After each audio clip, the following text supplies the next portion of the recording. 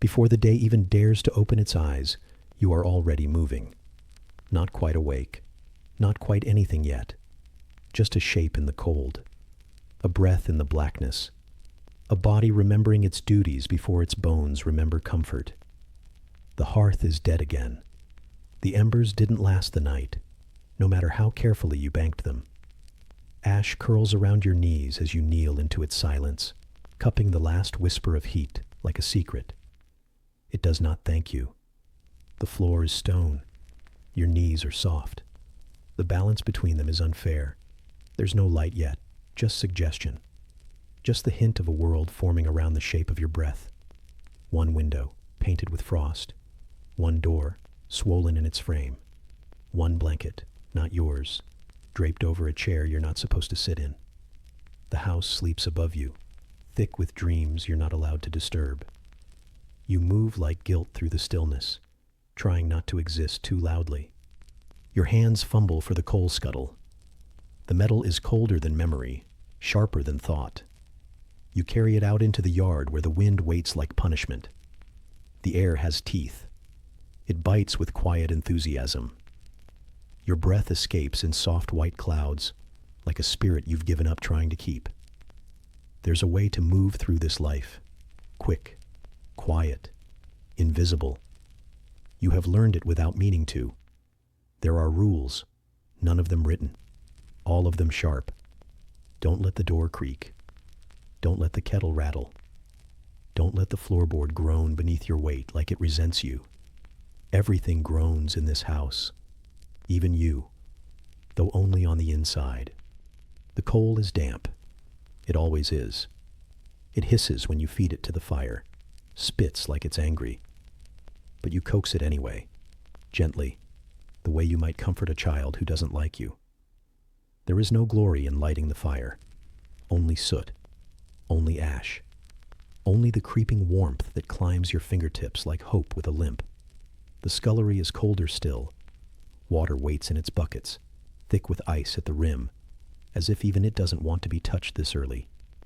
You break the crust with the ladle. The sound is cruel. The splash is worse. It finds your sleeve and clings to your skin with wet, eager fingers. You don't flinch. You've done this before. You'll do it again. You are a servant.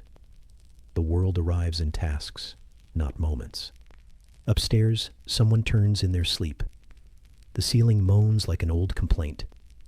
You pause, holding still as if you can disappear entirely, as if silence is something you can earn. It passes. The turning stops. The moaning wood settles. You breathe again. There's always something to polish, something to scrub, something to bend your back toward like devotion. The copper, the boots, the stair rods, the mirrors that never seem to shine for long. You have a rag tucked into your apron. You always do. And fingers made for reaching corners no one else thinks about. Dirt is your legacy. Cleanliness, your temporary rebellion. The bread has not risen well. It's heavy again. The air in the pantry was too cold, or the yeast too tired, or maybe the dough is simply like you, doing its best and still falling short. You slice it anyway, careful to keep the pieces even, careful not to steal a crumb. Hunger is not your sin. It's simply your shape now. Your stomach growls politely. It's learned shame, too. The mistress likes her tea hot and waiting before her feet ever touch the carpet. You prepare it by memory, not preference. You've never had the luxury of liking tea. You don't drink it. You serve it. There's a kind of intimacy in that, pouring warmth you'll never taste, like preparing a bath and not stepping in, like setting a table for ghosts. Someone coughs behind a wall. Thin plaster, barely more than dust holding hands. You can't see them, but you know their shape by sound. The younger child with the always running nose, the mother with her sighs like hymns, the visiting aunt who clears her throat before every opinion. Their lives echo through the skeleton of this house, and you move through it like marrow, necessary and unseen. Your apron catches on a nail in the banister. It tears, just a little. No one will notice. No one except you. You'll mend it later, by candlelight, with thread borrowed and time stolen. There is no time for yourself. You are on loan to the hours. You light the hallway lamps, each one a small sun in a dim world. Your fingers smell of sulfur and wax. You carry their scent like a badge or a bruise. Flame is fickle in this house. It dances when it shouldn't, dies when you need it. But still, you bring it to life, again and again. Breakfast must be prepared, though you will not eat. Boots must be blackened, though they will not walk for you. Beds must be made, though they are not yours. You move through rituals you did not invent, but now belong to you.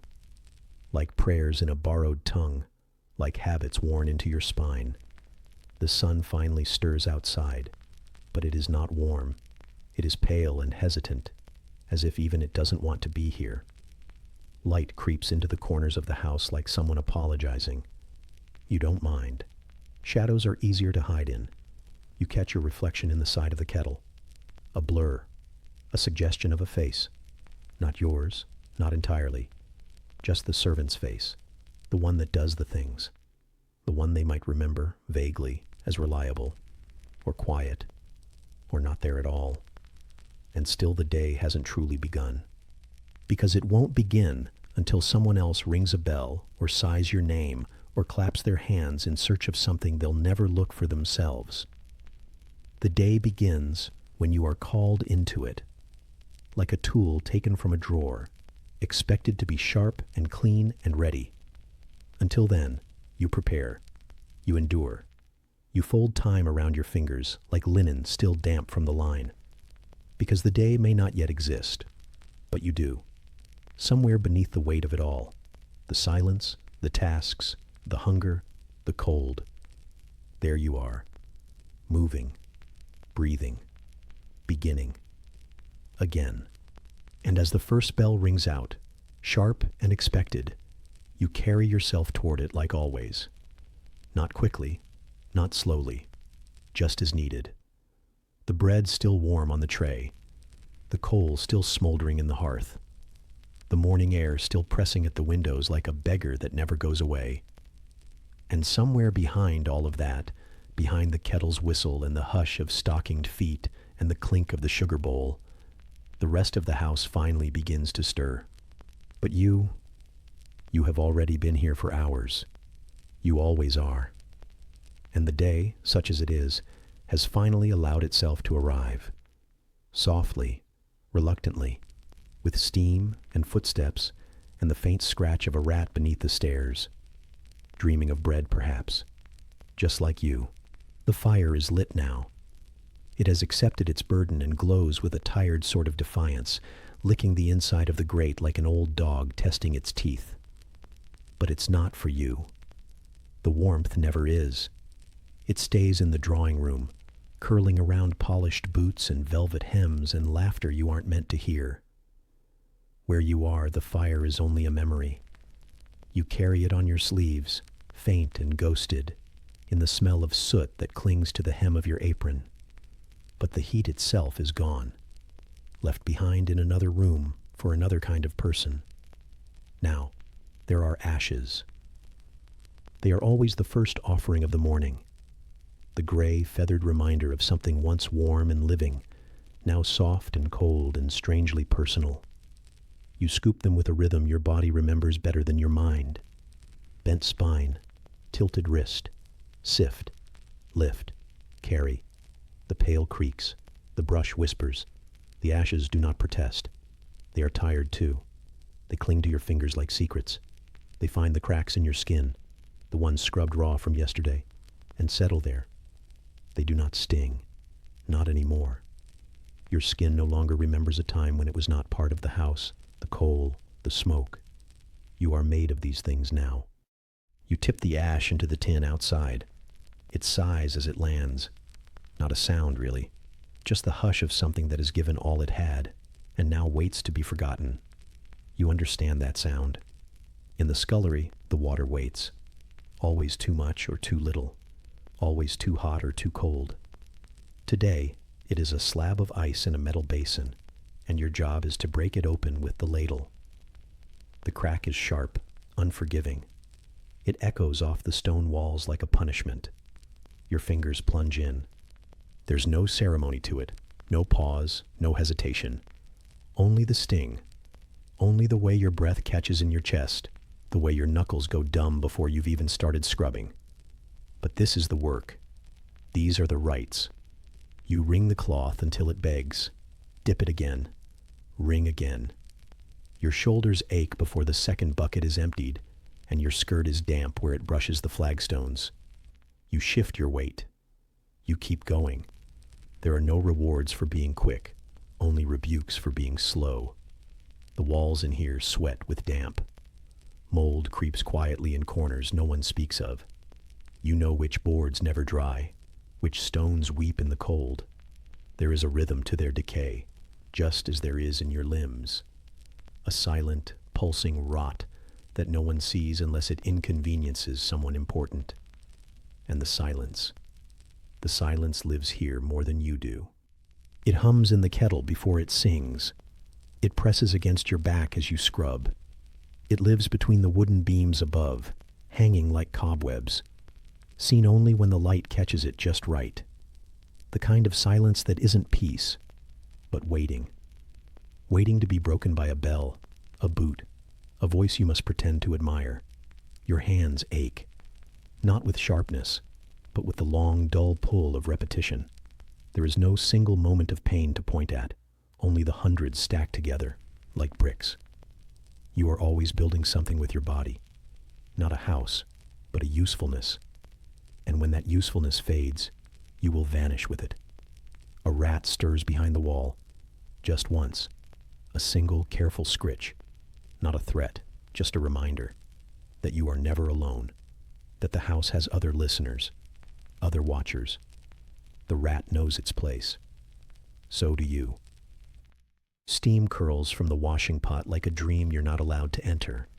Your sleeves are rolled, your arms are raw, and still the linens won't come clean. Not the way she wants them, not the way they must be. White as lies, crisp as control. You scrub like confession. You rinse like penance. Soap finds a crack in your knuckle and burns like someone remembering your name too loudly. You don't flinch. Not anymore. The pain belongs to the job, like the apron, like the pinched toes in your worn boots, like the scent of iron and fat that never leaves your skin. Upstairs, someone laughs. A sound bright and round and full of softness. You freeze, not because you fear it, but because it feels like something from another world. It does not belong here, not among the ashes and water, not in this room of echoes and effort. You let it pass through you, then return to the ringing. The basin water is gray now, not with dirt, but with memory, a soft fog of everything you've touched, your own hands, a ghost of themselves, wrinkled, stung, pink with cold, white with soap. You don't remember the last time they were simply hands. The scullery door swells in its frame. It groans when you push it open, as if even the wood is weary. Outside, the yard is still slick with frost. Footprints freeze as you make them, a brief testimony to your existence before the sun erases you. Even the sky seems indifferent, a pale wash of nothingness that offers no comfort. You shake out the linens on the line. Your fingers crack. Your nails bend. The wind does not care. It pulls the fabric like it's trying to undo you with it. You pin them anyway, mouths full of clothespins, breath clouding in the air like you're made of smoke. The goat watches you from across the yard, not mocking, not kind, just watching. She always knows more than she should. You nod at her, once. She doesn't nod back. Back inside, the scullery smells of wet stone and old soap. Your dress clings to your knees now, damp from leaning too long, and your back sings its slow hymn of complaint. The ashes are done. The water used. The silence untouched. Still, the day is young. There will be floors to sweep and silver to polish, and someone's forgetfulness to compensate for. You'll be the one who remembers the hat, the scarf, the candle left burning too close to the curtain. You'll be the one who listens for footsteps, who knows what time the boots will come down the stairs. You are the rhythm behind the rhythm, the quiet beneath the noise, the hands beneath the shine. And when they ask, if they ask, you'll say nothing happened this morning. Just the usual, just ashes, water, and silence. You do not say how heavy those three things can be, not because they wouldn't understand, but because you've learned not to give your ache a name. It only invites more. So you sit for a moment on the edge of the scullery steps, not resting exactly, just pausing, just breathing, just existing in a space where you are not yet needed for the next thing. And the silence for once does not press against you. It wraps around you, not warm, but not cruel, just there, as it always is, like the ash in your fingernails, like the water still dripping from the linens, like the faint sound of the rat returning to its corner, waiting. Soft as the hush that settles after morning's first footsteps, you begin again. The echoes of ashes and water still linger on your skin, in the hollows of your bones, but now there is something new to feel. Polish. Brass, silver, wood grain, glass. Things not yours, but cared for with a care you barely allow yourself, as though tenderness might betray ownership. You gather the rag, a scrap of cloth from a quiet drawer, its edge frayed like a memory you've almost forgotten. You dip it in cloth burnish, careful to keep your grip steady. The smell is persistent, chemical and sharp, like the promise of shine fraught with regret. You test it on the base of a brass candlestick, running the rag in long loops, coaxing the dull surface toward light. It glimmers, coughing up reflection where there should be none, bright and distant, like a star suddenly aware of gravity. Your reflection is faint, the blur of your face, worn and soft around the edges, eyes capturing every inch of this house's demands. It's not you who notices. It's the brass. It vibrates with effort, with release, with a mockery of brightness you will never claim. You wipe again.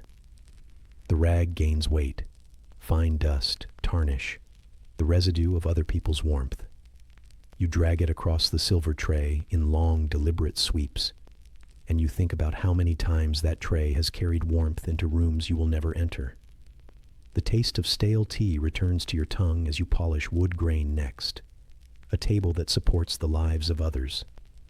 The grain is deep, and your rag gets caught for a moment, and it drags. The wood gives. You tense.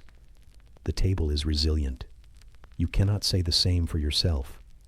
You smooth it again, slow fingers tracing lines you do not own, but must keep alive. You follow the grooves until they soften. All the while, the overhead light is weak. A single lamp, its glass sides grimy with soot, channels dim suggestions of day. But it's enough. Enough for you to see every fingerprint you couldn't wipe away, every smudge you missed, every moment someone else's hand found purchase on the surface before you. You lean forward. The faint odor of gunmetal and soap drifts from the tray. It lingers in your eyelashes, in the hair near your neck. It becomes you. No one thanks you. There's no record of this existence except memory and residue. Each polished surface glimmers under the hush, but you remain half hidden, half inside the crease between furniture and floor. If someone glanced, they'd see neatness. If someone paused, they might even detect elegance. But you know. You kneel for hours, straightening reflections you cannot step into. The spoon kissing the tray makes a breathless chime, the barest note of presence. You startle. No one else would hear it, but you feel its vibration in your palm, a tremor passed along to your shoulder, curving down your spine. The house listens. You feel the weight of it stilling in your bones. A door creaks far away, punctuating the pause. Someone has entered, or left, or moved in the walls. You hold your breath. The smell of lavender drifts through. the scent from upstairs where linen waits folded and fresh. Haunting, soothing. You swallow, taste bitterness in the air. Not meant for you. Not yet. You wipe the rag across a mirror. It blurs before clearing, a face illuminated by the strange generosity of glass. Not yours, but nearly. So close you could reach out, but you don't. You remember the reflection you hold in your heart, the one worn by shame and silence. That reflection exists only in quiet moments like these. You trace the mirror's edge, the filigree you cannot see but know. You feel its coldness. No one sees you kneeling by the grate. They will not know your hands moving over brass with devotion no one asked for. They will not know you stood there at midnight, polishing the clock so its face would not tempt you. They will not remember your rag after you've gone. The rag smells of tarnish and hope. You breathe it in, filling lungs with compression and longing. Then you blow softly, and the dust floats once, twice, thrice, before settling into crevices no rag will reach. Silence claims the space again. Your sister shifts in sleep somewhere above. A soft moan that travels down the stairs like a question without words. You straighten suddenly, rag draped over your wrist, rag and hand and heart forming a single prayer. A single footprint in dust. Not yours, but yours. Left by someone who thought they could wear this house without suffering. You kneel again, smoothing the dust into the grain, erasing presence like you do every day. Your bones hum. Time pushes through the lamp's glow. It is nearly midday.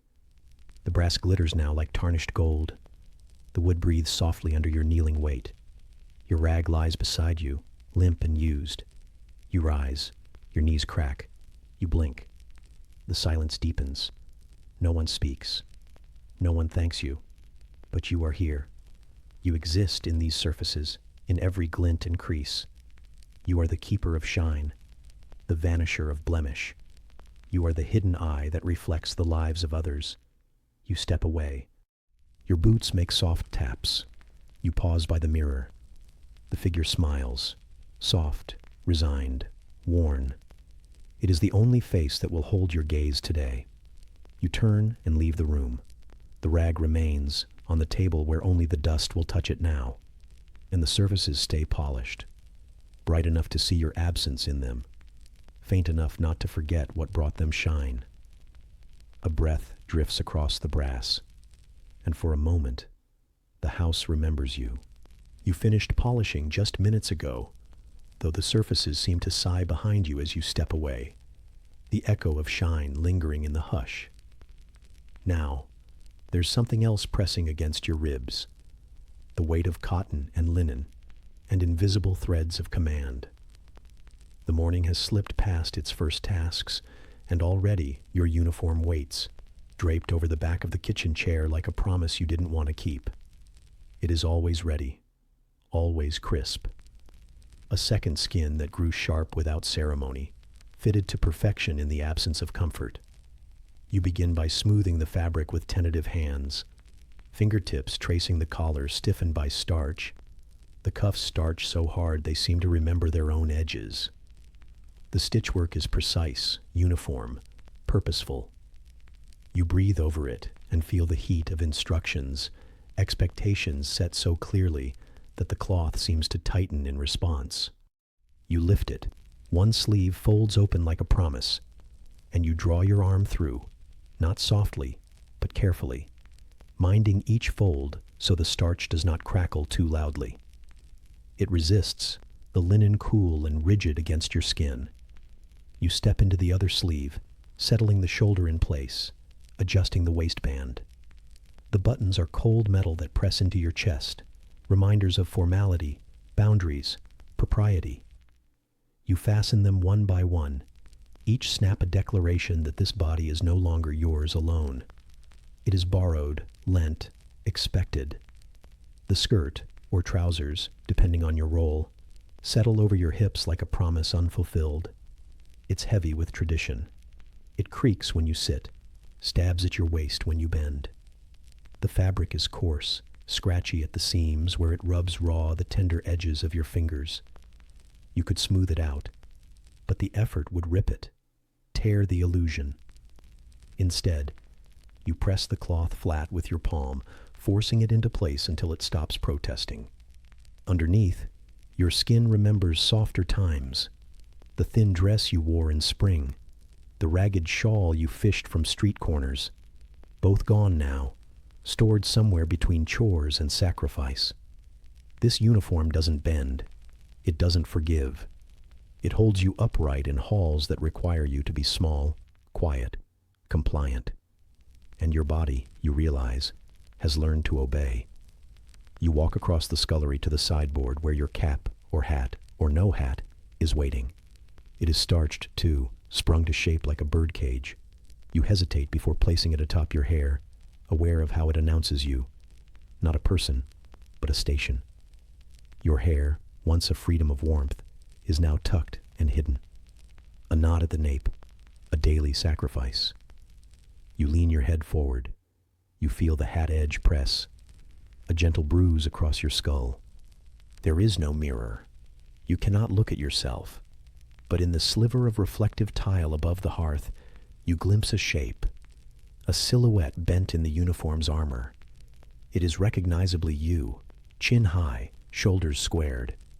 But there is also something missing, and you wonder briefly what softness remains inside the cloth. The walls are still damp. The mat at the doorway is muddy. You step outside into the yard, and the uniform creases at the hips, rustles against the wind. The air is damp and sharp, and you shiver with the stiffness of the fabric. The goat brushes past you, unaffected. It knows you by scent, not by shape. It is free where you are set. A door opens. Someone stepping down the steps toward the house. You hear the slightest shift of instinct. Shoulders straighten, lips press thin. You are becoming the uniform in movement, in posture, in expectation. You are becoming the reflection they expect.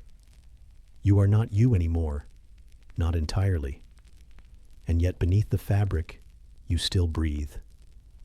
Beneath the starched seams, your heart still aches with a hunger for something less contained, for clothing that remembers your bones.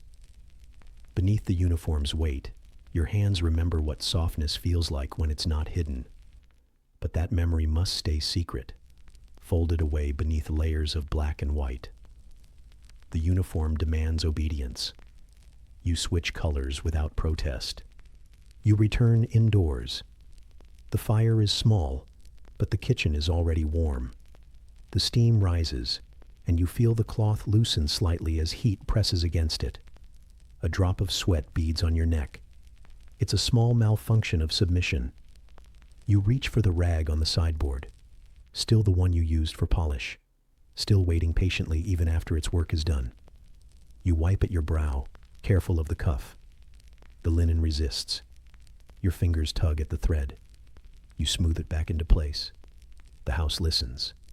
The walls lean in, and you, in your uniform, breathe. Distantly, someone coughs behind a plaster wall. You imagine their uniform too, pressed in cotton, but less conspicuous. A difference in expectation. A distance between your lives measured in starch. Your bones remember that difference. But now, you are as expected. Crisp, neat, obedient. You are defined by the cloth around you, the color the fabric claims, the boundaries the seams describe. Still, beneath it, your skin remembers softness. Beneath it, your muscles ache with an idea of ease. Beneath it, your breath slows when no one is watching. You brush the front of your uniform again, mindless, automatic. The buttons gleam. The collar stands firm. The cuffs curl slightly. You flatten them with your palm. A single patch of fluff from the goat clings to the hem. You glance down. Fingers twitch. You resist. This uniform is not yours. It never will be. But it is your present, your duty. You fold that thought away and set your posture once more, stepping toward the center of the kitchen in silent readiness. There will be demands. There will be movements. There will be patience. There will be repetition. You breathe. The cloth folds. You slip into your role like a shell, not alive, not dead, not whole, but contained. You carry the uniform through the rest of the light, into the hum of routine, into the expectation of perfect shape. And underneath, your skin holds quiet rebellion, a faint, unspoken remembering that softness exists, even if the uniform will never let you wear it again. You stay in that moment, suspended, between who you are and who you must seem to be. The uniform waits for the next command, and so do you. A soft shift of cloth whispers as you step toward the door, and the last breath of morning lingers in the folds, a breath you recognize and wish you could keep. The fabric sighs, and you carry on. A gray hush has settled over you since the uniform pinch faded into your skin, the crisp collars slipping from memory into the daily ache. Now you stand in the threshold that divides two worlds, upstairs and downstairs, each with its own breath, its own story, its own silent demand on your senses and your stillness. You stand there a moment, inhaling deeply, and the smell of lavender drifts downward from above, a soft floral lullaby meant for other bodies, other beds, other chairs not worn by your own weary bones. Lavender pressed into sachets and linens, tucked beneath pillows so that sleep seems lighter, more ethereal than it truly is. You start with the lavender. You close your eyes and let the scent soak into your lungs, and something almost uncoils inside you, a memory or a dream of a softness that does not belong to you. Your sleeves brush against the banister as you descend the stairs, each step careful, measured, as if you are walking through clouds you do not fully trust. Each foot is a whisper against wood that creaks in carefully chosen spots, the house reminding you of its pulse as you pass. The lavender follows, trailing in the quiet, a thread of calm in a tapestry of steam and ash. Then you cross the threshold, and all of it shifts. The lavender vanishes. The light becomes thicker, steamy, weighed down by the scent of bones, boiling bones, of roasts and soups that steam heavy enough to blur the edges of your vision. The smell is ancient and stubborn, the scent of marrow turned into broth, gelatinous tendons dissolved into stock. It clings to your apron. It nestles in your hair. It seeps down into your shoes like something alive. The kitchen is, no, it is not neat. It is a controlled kind of chaos, ringed with tiles that bear the faint shadow of your presence in faint smudges, in trails of water, in the spot where your knee brushed too vigorously. Pots are tall and darkened with soot, lids perched slightly crooked so the steam puffs out in bursts, sighing for release. A single spoon stands upright in a vessel of silver water, catching the lamplight. It trembles when you approach, your reflection blurred in its curve, half light, half shadow. You see in it someone who carries smells like other people's comfort, smells that are never yours. You kneel by the pot of bones. The wooden stirring spoon rests in your hand like a paddle pushing against a current you didn't steer. You dip it in, and the steam rolls over the edge, curling along your wrist, ghost fingers brushing your elbow. The weight of hunger and labor presses down, not yours, but everyone's. But it settles on your back, on your neck, on the lines behind your eyes. You breathe it in like water, as though you might drown in the smell. You lift the spoon. A splash of liquid drips down your sleeve. It makes a dull sizzle on the flame. You ignore it. You keep stirring. The spoon hums with repetition, a quiet metronome to the rhythms of this kitchen. Touch, taste, stir, repeat. The bones relinquish their marrow into the broth, and with it, they seem to surrender to a quiet kind of invisibility. They reduce themselves to purpose, to sustenance. You too know what it means to serve until you disappear. A rat scurries behind the stove, quick and silent. You do not look, but you sense it. You feel its skittering heart under the floorboards as clearly as you feel the rise and fall of your own diaphragm. The rat belongs here, navigating the refuse of likely bones, of scraps left behind, of things you are meant to burn or bury or forget. You share the silence with it, two shadows molding around the heat of necessity. Above you, the house shifts its weight. Boards groan. The mistress stirs in her chamber. A faint cough drifts through the ceiling. You imagine the lavender sachet she keeps there, against her throat, against her dreams. You finish stirring and lift the spoon, lifting the broth to taste. You don't sip. You test. Just a drop on your fingertip. It's hot.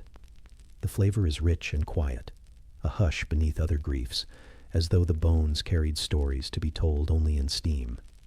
You set the spoon aside and lift the lid, setting it down gently so that the rings of condensation on the lid will drip slowly, pattering soft, deliberate droplets on the stone floor.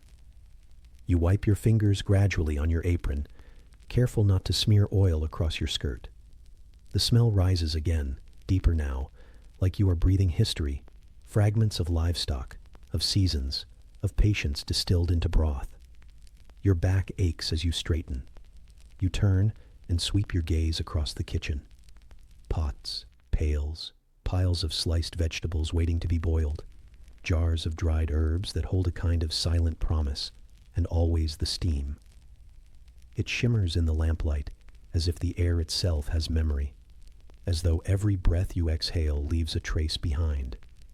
And in that trace lies what it means to be unseen, another element of this house as essential as brick or beam, but less permanent. You, for all your presence and labor, drift away like warmth in drafty hallways. A spoon clinks against the trough, and the sound echoes, a kind of punctuation in the hush.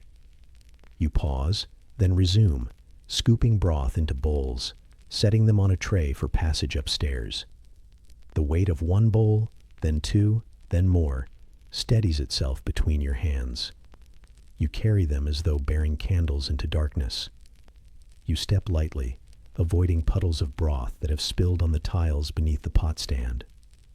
Each footfall softens. The stain of steam seeps into the wood. The aroma unfurls behind you. Upstairs, the soft scent of lavender greets the bowls like a contradiction. The steam meets cotton sheets, turns to a pale haze in the lamplight. You cry out silently for the softness of it.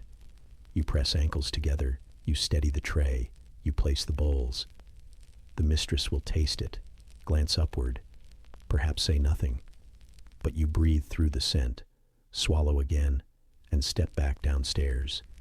The hearth is already glowing from your earlier fire lighting, but it is reluctant now. Ash-weary, coal-thirsty. You shovel fresh coals in place, but you know it will not last. The flames will sag in the hours ahead, and you will be called again.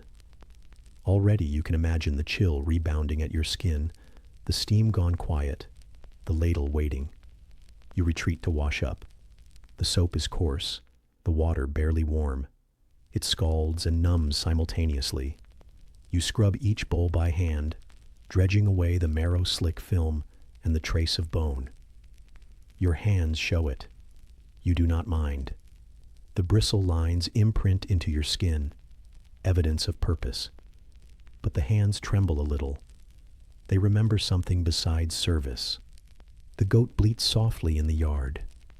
You imagine her browsing on scraps, mixing the kitchen smells with grass and earth and independence. You imagine yourself free of starch and apron, free to wander through the damp dawn, free to wash on your own terms. But that is not this life, not this kitchen, not today. Your fingers ache. Your arms tremble slightly as you lift the final bowl to the cupboard where it will cool, where it will wait. You wipe your hands slowly on your skirt, blotting clean as best you can.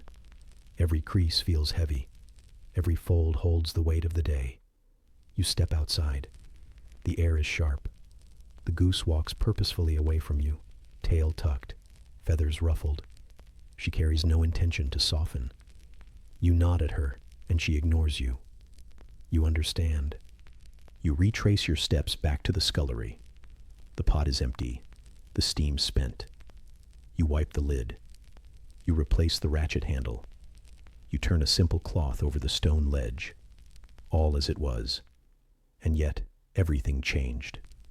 You carry the lingering warmth of broth inside you. Not in your belly, but in your lungs, your skin, your bones. The lavender is gone.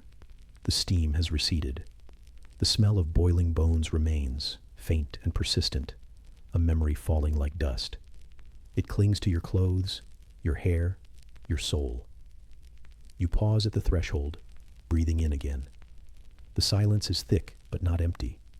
You feel it, cradle it, wonder at how smell can claim a space as surely as grief. You slide your fingers along the doorframe, seeking the give in the wood. You press your palm flat, as if praying. You feel the rumble of the house settling around you, heavy with secret sense and labor. And in that moment, you understand that survival is less about living and more about enduring, about breathing through the ache and holding steady while the house demands more, about carrying scent and steam and sorrow in your skin like a quiet badge of service. You step back into the scullery. You stand in the lamplight. You feel the world in your bones again. And then, the door closes behind you. A breath, a softness, a stillness that holds. The tray is heavy in your hands, though it holds nothing you will taste. Each plate is arranged in tidy symmetry, beans neatly circled around the lamb, the crust of pie a perfect arc. You inhale. The aroma of roast lamb and sweet pastry fills your ribs, and something in your chest flickers, though you do not allow it to burn. You step forward, barefoot on the carpet's edge, senses sharpened to the hush of the drawing room. There is always a hush before the meal, as though the house itself holds its breath. You step inside, and quiet settles around you like a velvet cloak, too fine for your calloused fingers, but draped over your shoulders regardless. You glide between the chairs set for dining, heedful of not scraping the tray against wood, not nudging fork tines into floral cloth. This is choreography you learned by memory, every movement an offering of obedience. The plates click against each place setting, and the silver briefly sings underneath. You hold your breath, as if hoping the note will linger just long enough for you to recall what sharing a meal felt like once. You stay silent, squared in the doorway, hands at your sides, weight distributed evenly, eyes lowered until the hostess lifts them. No one smiles at you. No one offers a word of thanks, because this is how things are. Your presence is acknowledged by the gentle nod, the quickening pulse of gratitude, in a place that doesn't know servitude by its name. You retreat as softly as you entered, the tray empty, save for crumbs and the faint scent of thyme and obedience. You do not eat here. Back in the kitchen, the ladle waits again, for your hands that will fill bowls and carve plates, that will carry scent upstairs and leave you again unsated. There is comfort in repetition, something steady in the rhythm of service, soft as the woolen carpet underfoot. But it is not comfort you taste. It is absence. You dip your sleeve into the sink to test the water. It is warmer now from all the running taps upstairs. You gather bread ends, broken, crusty, home-shaped, and lace them into the soup pot. Watch as they sink and soften, lose their shape in warmth. You taste the liquid, a dribble across your tongue, roots and marrow, broth with crumbs. It is enough to remind you that hunger is not the same as emptiness, but the echo of it. Meanwhile, the house hums with its afterlife. Chairs scratch across floorboards as someone retrieves a book. A child sighs somewhere behind a curtain, a fluttering sound no grown-up seems to acknowledge. The kitchen walls absorb these murmurs, hold them for you to process, to bargain with yourself about needing more of this world than you are allowed. You ladle soup into deep bowls, sturdy and dull, unreliable as memory, but yours to manage. The steam curls upward and touches your cheeks, warm as tiny hands. You're toasted, and you don't mention it. You serve, you shuffle, You steady. It is a dance you do without music, without rhythm, without audience. Yet you continue. Your lunch is crusts and broth, eaten at a side table in silence. The chair is hard. The bowl is cheap. The soup is thickened by starch, by sorrow, by knowledge. You swallow deliberately, slowly, mindful of nourishment that doubles as apology. Food is never just food. It is policy, ritual, contract. Outside, the wind rattles a shutter. A neighbor coughs twice, sharp, urgent. You wonder briefly if they too eat a meal they never taste. You don't ask. You mop your mouth with the edge of your sleeve. Blink at dust particles dancing in the sunbeam that slipped inside. The tray returns, this time with cheese and quieter plates. No one bothers offering you a crumb. You carry it out again, returning to the kitchen where the goat waits. She sniffs the bowl when you set it on the threshold. You don't share. The goat is patient and greedy. She is more honest about hunger than this house. She eats your leftovers without ceremony. You watch her. In her slobber and rattle of jaw, you find a kind of kinship. She doesn't pretend the crust is a luxury. She devours it. You finish your chores, again, cleaning plates, stacking trays, wiping counters. The smell of cheese has settled into the cloth. The water has gone cold, sticky with remnants of service. Your hands tremble a little from hunger, and you press them into the fabric of your skirt, hoping it will hold you upright. The house sighs. Doors close in the distance. Footsteps resume. The manor breathes in and out without you. You are left with crumbs and ache, with the lingering warmth of service skated across your tongue, and the distinct absence of saying, "I ate," because you cannot. The day will stretch on. You will carry more trays, cut more crusts, swallow more hunger disguised as work. Each moment will shape the ache deeper, press it into your ribs as if it were a companion. But for now, you lean against the scullery door jamb. You close your eyes. You inhale the faint scent of lavender that drifted down for just a moment during service. And for just a moment, you allow yourself to remember softness. Then you exhale, a breath of longing, of resignation, of continuance. You steady yourself. You return to the sink. The dishes wait. The house hums. The world still expects you to carry plates. And you do. The soft clink of bowl-meeting tray fades into the hush. The clink of spoon against crockery is still echoing in your mind when it happens again, softly at first, like the sound is still making its way down through layers of wood and plaster, through coiled wires and time itself. A metallic jingle, polite and sharp. Then once more, louder, more certain. The bell pull rings again. You do not need to see it. You feel it, behind your ribs, behind your teeth, in the tiny sliver of quiet that once lived between thoughts. It is the sound that interrupts everything. Even your own breath stutters when it begins. The kitchen air is thick with soap and boiled drippings, warm where it clings to the sleeves of your smock. You are elbow deep in a basin of cloudy water, fingertips pruned, wrists aching from scrubbing. The bell rings again. Not urgent, not frantic, just certain. It always is. The other servants glance at one another, quick, invisible glances like flinches. A dance of responsibility passed through eye contact. But you know it is yours. It always is when it rings in that rhythm.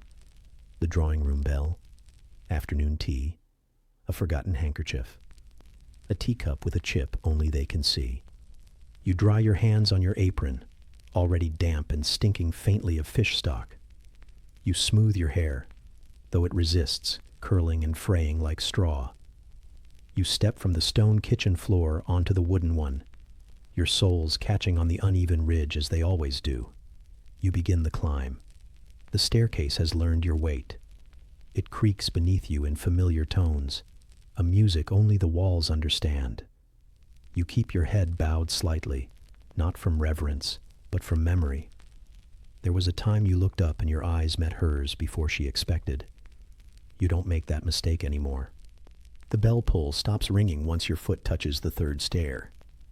It always does. As if it knows. As if the house senses you moving toward its command and loosens its grip just long enough to test your devotion. But you go anyway. Your skirts pull at your knees as you ascend, the air thinning with each step. Here, the scent changes. Downstairs it was tallow and dishwater. Here it's lavender and beeswax, and the faintest trace of rose water on cotton. Upstairs is scented silence, deliberately crafted. The corridor is carpeted in velvet that drinks your footsteps. The wallpaper breathes pale green florals. The light here is filtered through lace curtains, soft as milk. You exist as a shadow at best. At worst, you are a smudge against their order. You tap gently before entering. You always tap, even when they've rung for you. Especially then. Inside, she is not looking at you. She never is. She is seated near the fire, which is not roaring, but gently murmuring, like a content cat, asleep but twitching. She points to a tray without speaking.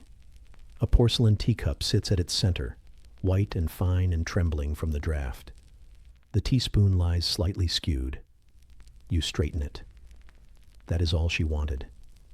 You nod, though she is already looking away. You withdraw from the room as quietly as breath leaving a sleeping child.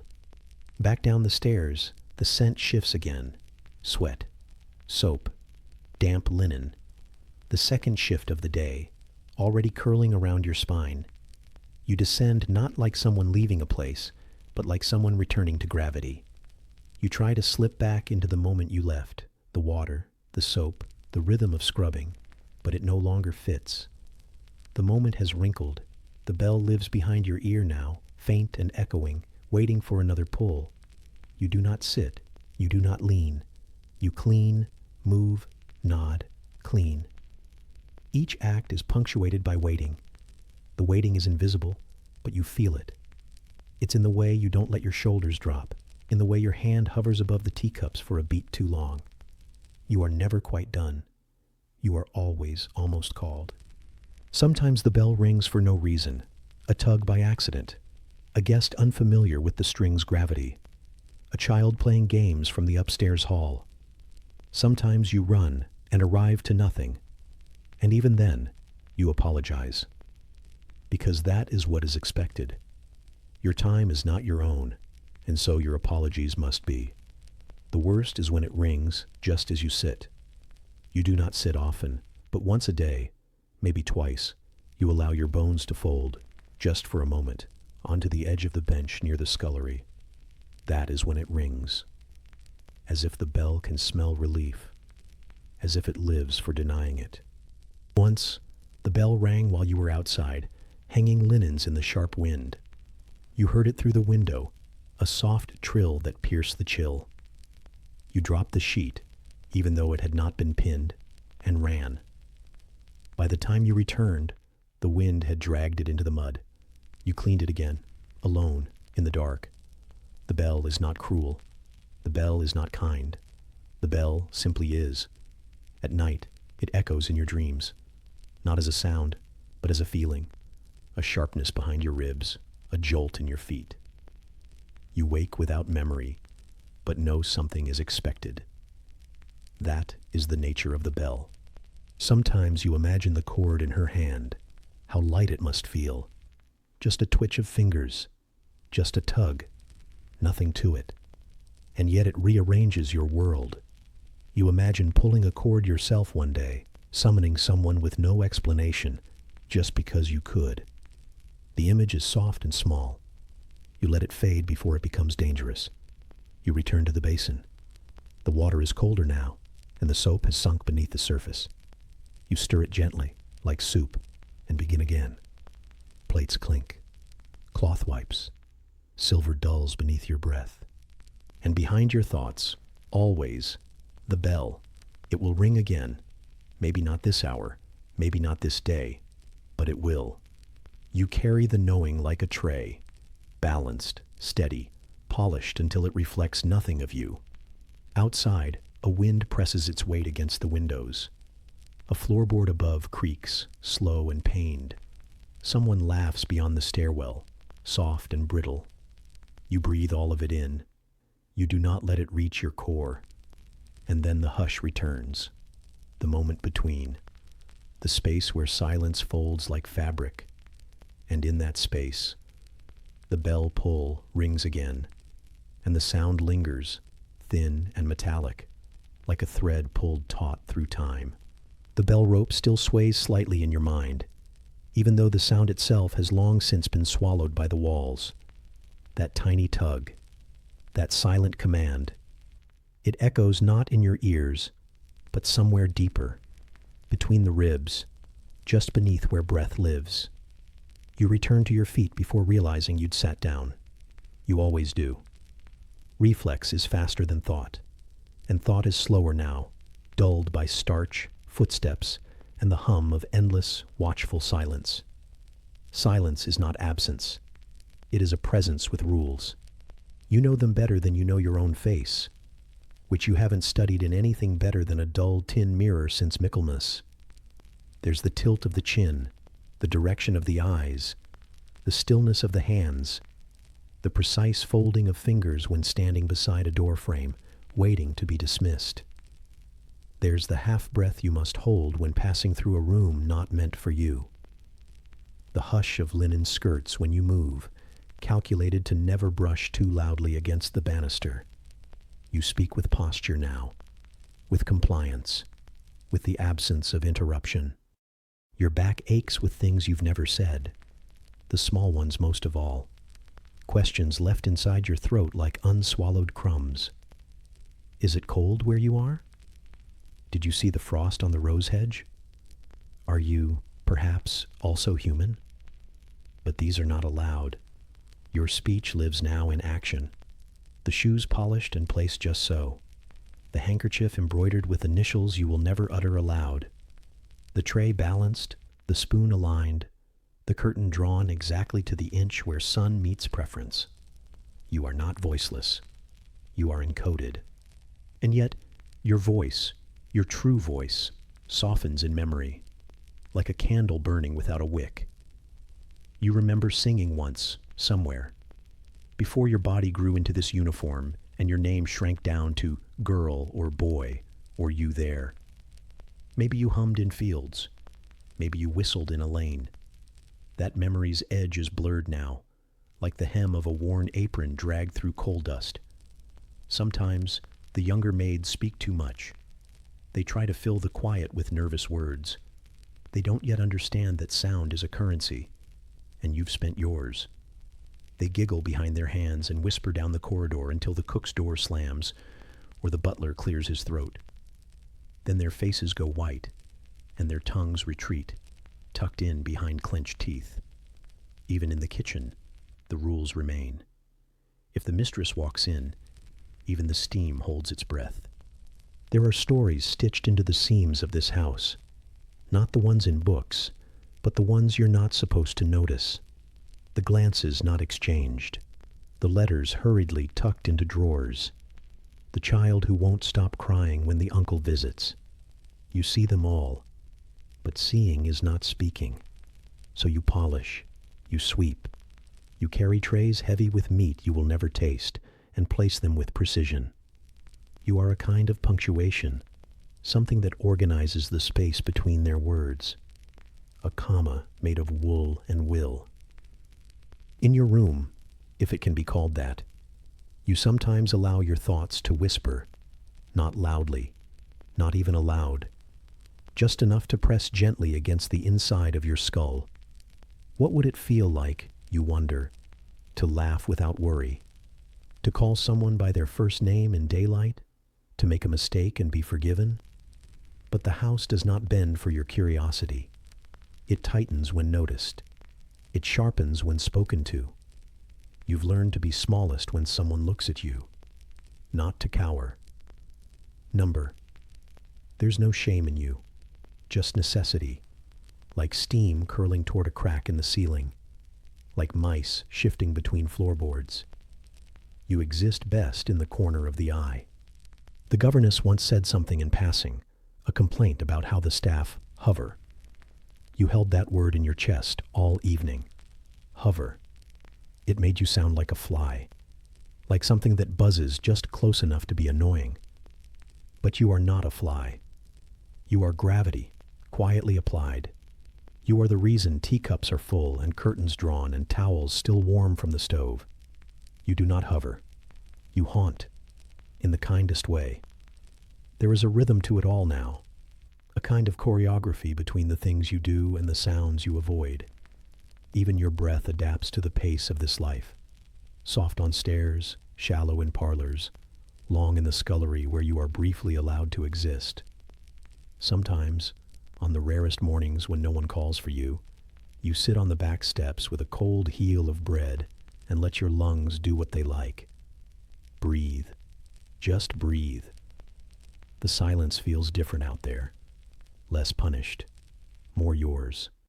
Still, it's not your place to name things aloud. Not feelings. Not thoughts. Certainly not people above you. You have names for them, of course. Silent ones. Little nicknames passed down by nods and shared looks. The butler is Brass, because of how his buttons shine. The eldest daughter is Daisies, for reasons you no longer remember but everyone agrees with. These names are soft. They're safe. Spoken only where steam hisses or the wind carries them away. Once, long ago, you said something real to someone upstairs. You can't even recall what. Just a sentence, a moment of eye contact. It was small, but afterward, there was a new quiet. Not yours this time, but theirs. Cold, measured, like breath held a second too long. You never did it again. Now you keep your words like smuggled bread, tucked deep, bitten off in private. And yet sometimes, the absence of sound says more than 100 lines. The way you fold a napkin too crisply, the way you linger at the door, the way you do not flinch when the child throws a tantrum, the way you place a letter not on the tray, but gently on the desk, as if to say, I saw, without saying it at all. In this house, restraint is a language. Even the fire crackles differently upstairs. Controlled, composed. Down here, it speaks in pops and groans, like it remembers being wild. You prefer the downstairs fire. It sounds a bit like you, burning, but quietly. The goat behind the garden wall always seems to know when you're tired. It watches you with those strange eyes, like it's heard every silence you've swallowed and found them amusing. You never speak to it, but you nod sometimes. Just enough. Just once. A shared understanding. You and the goat and the quiet between things. The night is always loud with what hasn't been said. Snores from upstairs, pipes clicking with cold, the wind testing windows, the soft shift of something in the walls. And you, lying stiff beneath a thin blanket, your thoughts humming like a kettle just shy of boil. But you do not speak. You barely move. You know how the house listens. You dream in gestures now, not words. And when the morning pulls you from whatever rest you've managed, you rise not with groans or protest, but with practiced precision. You lace your boots. You fold your hands.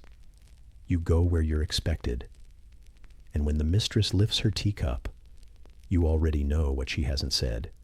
The rules of speaking without speaking are not written, but they are carved into your spine, into the soles of your shoes, into the slight nod you give to the goat, who nods back, as if to say, yes, I know. And then, from somewhere in the hall, the bell pull stirs again, a sound like a breath being held, and the quiet that follows is the only answer you're allowed to give, and the silence folds in again, gentle, layered, and lingering like steam curling past a kettle's lid. The last sound still lingers, a soft clink of silver, a rustle of skirts brushing the floor upstairs, the muffled cough of someone whose name you've never been allowed to say aloud. You don't know if it's morning or nearly noon. Time doesn't unfold in hours anymore. It unfolds in chores and summons, in lists remembered in your head and steps retraced in your shoes. And sometimes, in letters you don't get to read. The tray is slightly warm under your fingers. It carries the post, curled at the corners, some still dusted with rain. The seal on the blue one looks like it cost more than you make in a week.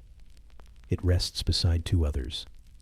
The thick parchment has a dignity to it, like it knows it is meant to be read in a chair, with a steaming cup nearby and a sigh of anticipation before the wax is broken. You carry it the way you carry everything now, lightly, invisibly, like it would be a shame to leave behind fingerprints. The hallway is cold as you pass through it, a narrow corridor lined with portraits that never quite meet your eyes. The house is hushed in that careful way it always is before luncheon, that time of suspension, when nothing must go wrong, when steps are measured and all sounds are dampened. Even your own breath seems to tiptoe. You reach the drawing room door and hesitate, as you always do. There's a rhythm to it. Tray balanced in your left, fingers brushing fabric with your right. A knock that's neither too firm nor too faint. You've practiced the pressure. The wrist must flick, not tremble, not stall. When the door opens, you are nothing. Just motion and manners. You set the tray down on the side table without meeting anyone's gaze. You do not know what the letter says. You will not know what the letter says. But your eyes remember the color of the ink and the way the corner of the envelope was bent just so, as if the sender had hesitated before slipping it into the post box. You know more about these letters than their owners ever will, because you hold them before they do, because you feel their weight, and because you wonder what it would be like to receive one. You've never had a letter, not a real one, not one addressed to you in looping hand or in the heavy, blocky strokes of someone who writes with tired hands. There's no one to send one, really.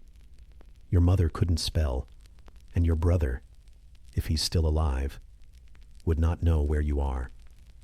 Even if he did, he wouldn't have a farthing to spare for paper, let alone postage. Sometimes, in the brief lull between chores, when the fire is warm enough to sting your cold, stiffened fingers back to life, you imagine what your letter would say. You don't write it, not really, but the words exist in your bones. They say, "I remember you." They say, "I saw a girl walking by the fence who looked like you." They say, "I hope your hands are not too raw."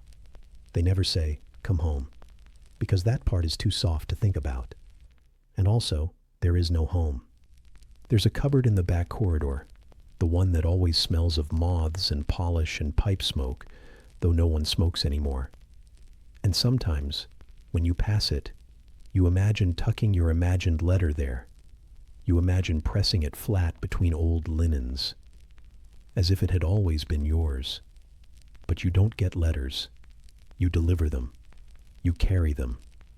You fetch the post from the copper tray by the front door, and you sort them according to handwriting and hierarchy.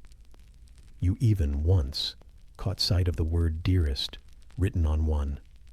Just the first word, and it stayed with you all week. You don't know who wrote it. You don't know to whom. But it felt like touching something you shouldn't have, like brushing a candle flame and keeping the burn. At night, when your mattress crunches beneath your back and the wind scratches like a memory at the windows, you sometimes whisper the names you've seen written on envelopes. Lady Everingham, Miss Cartwright, Reverend Tollbridge. You say them quietly, not to summon them, but to feel what it's like to have a name someone remembers. You don't say your own. It's not forbidden. Just absent, worn away. You answer to girl most of the time, or you there, or the clatter of a spoon on porcelain, calling you back from whatever place your mind drifted to, while scrubbing the same brass handle for the 7th time. You are not the kind of person letters are written to. You are the space between them, the breath before the seal breaks, the hands that make sure it arrives uncreased. You've learned to read without reading, not the words, never those, but the paper. You can tell when someone held it too long in damp hands. You can tell which ones came from lovers and which ones came from bankers. The lovers use softer paper, oddly enough. Maybe love makes people more careful, or maybe it just makes them spend more. One time, a small envelope slipped from a coat pocket. It wasn't sealed. It opened like a breath, wide and light and accidental.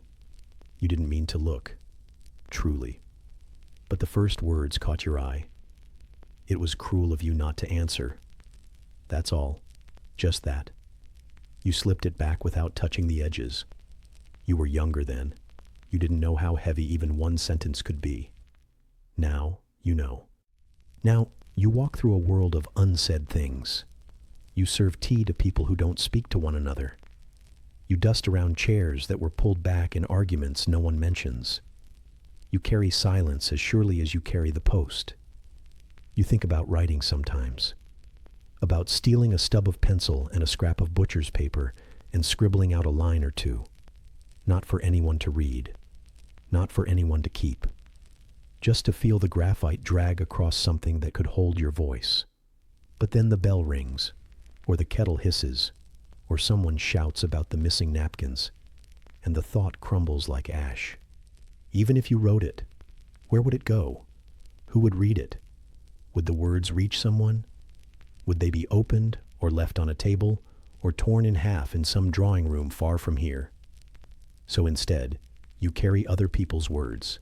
You stack them, sort them, deliver them. You nod when someone says, "Did the post come?" and pretend you weren't holding their secrets just minutes before. You don't exist in the story. You are the hand that passes it along. Sometimes, though, only sometimes, when the house is quiet enough to hear the wind sigh down the hallway and the fire has not yet cracked its first ember, you pretend. You pretend the envelope is for you, that your name is there, that your heart is remembered somewhere else, that someone, in some smaller town, is tucking hair behind their ear and whispering, "I hope she's all right." And in that moment, it almost feels real. The paper is soft. The wax seal is delicate. You hold it as if it might fly away. But the kettle screams, the bell pulls, and your hands return to trays and towels and unsent dreams. You do not open the letter. You place it on a silver plate, and you vanish. The paper rustles behind you as the door closes, soft and final, like the whisper of something you'll never know. The whisper of folded paper still lingers in your ears as you descend the narrow servant stair, one hand trailing along the wall for balance, the other clutching the edge of a wicker basket far too large for one set of shoulders. Letters you don't get to read, names you don't get to speak, and now, linen you don't get to wear. Down here the air is thicker, not with warmth, but with wet. A constant humidity, heavy and sour, like steam trapped beneath stone. The laundry room doesn't pretend to be anything other than what it is. It does not try to impress, to comfort, to soothe. It only takes. It takes your hours, your skin, your breath. The floor is always damp, but never quite wet. Your soles never slap against puddles. Instead, the moisture hovers just high enough to seep through cloth, to cling, to rot. The ceiling drips even when it doesn't rain. Sometimes you think the walls are sweating with you. You set down the basket. It makes that soft wooden sigh, the creak of old willow pressed too many times into too many hands. Inside, the clothes are never just clothes. They are stories, mistakes, habits, shame. The pair of drawers with a torn hem that wasn't there last week. The handkerchief spotted in a way that makes you glance away quickly. The corset laces so tightly twisted that it takes you 3 tries to unknot them. And you do not ask. You only scrub. Laundry knows more than it should. Laundry listens. It soaks in the whispers of lives more layered than yours. It remembers what people wore when they cried, or when they bled, or when they came home too late and smelled of someone else's perfume. It knows the shape of the body that wore it, the size of the secrets tucked into sleeves, the way a hem hangs when someone's favor has fallen, It does not judge, but it never forgets. And now, it clings to your hands like a burden made soft. You draw the first sheet from the pile. It's twisted in a way that says it wasn't pulled gently from the bed. You wonder for a breath if it was a restless night or an urgent one. It doesn't matter. It never does. The stains are yours now. You ease it into the tub. The water is lukewarm, but only at the surface. Below, it's bone-chill cold, the kind that climbs up your wrists and into your elbows until your shoulders are aching, and you've not yet begun to scrub. The soap is a lump you whittle with your fingers, a bar that no longer has corners. You swirl it into a froth, though the bubbles fade almost immediately, as if ashamed to stay. There's a rhythm to this. Dip, lift, twist, wring. Scrub the worst spots against the washboard, then against themselves. If you do it long enough, your thoughts begin to mirror it. Dip, lift, twist, wring. You stop thinking in sentences and start thinking in stains. You notice the way underarms go first, the way collars gray long before anything else, the way lace catches the most filth. It pretends to be delicate, but it clutches grime like a secret. You have to coax it free. You've burned your knuckles on scalding rinse water. You've scraped skin from your palms on wire grates. You've bled into napkins meant for silver trays and hidden the spot with a fold. No one noticed. Or if they did, they never said. You've grown to resent silk. It always needs more care. Always needs more air to dry, more flat space to lie on, more gentle fingers. And always, always, it is worn once and tossed back down again, like it never cost anything to own. Wool smells worst when wet, heavy and pungent and oddly human. You press it to the board and feel the weight of someone else's warmth still trapped inside, like a memory you didn't ask to borrow. Cotton is easier, but it wrinkles its displeasure the moment it dries. You iron it, knowing the protest is temporary, knowing it will wrinkle again before you're done with the next sleeve. Ironing is a heat all its own, a heat that burns different than bathwater or firelight. It rises from the coals in the press, curls up your skirt, and clings beneath your apron.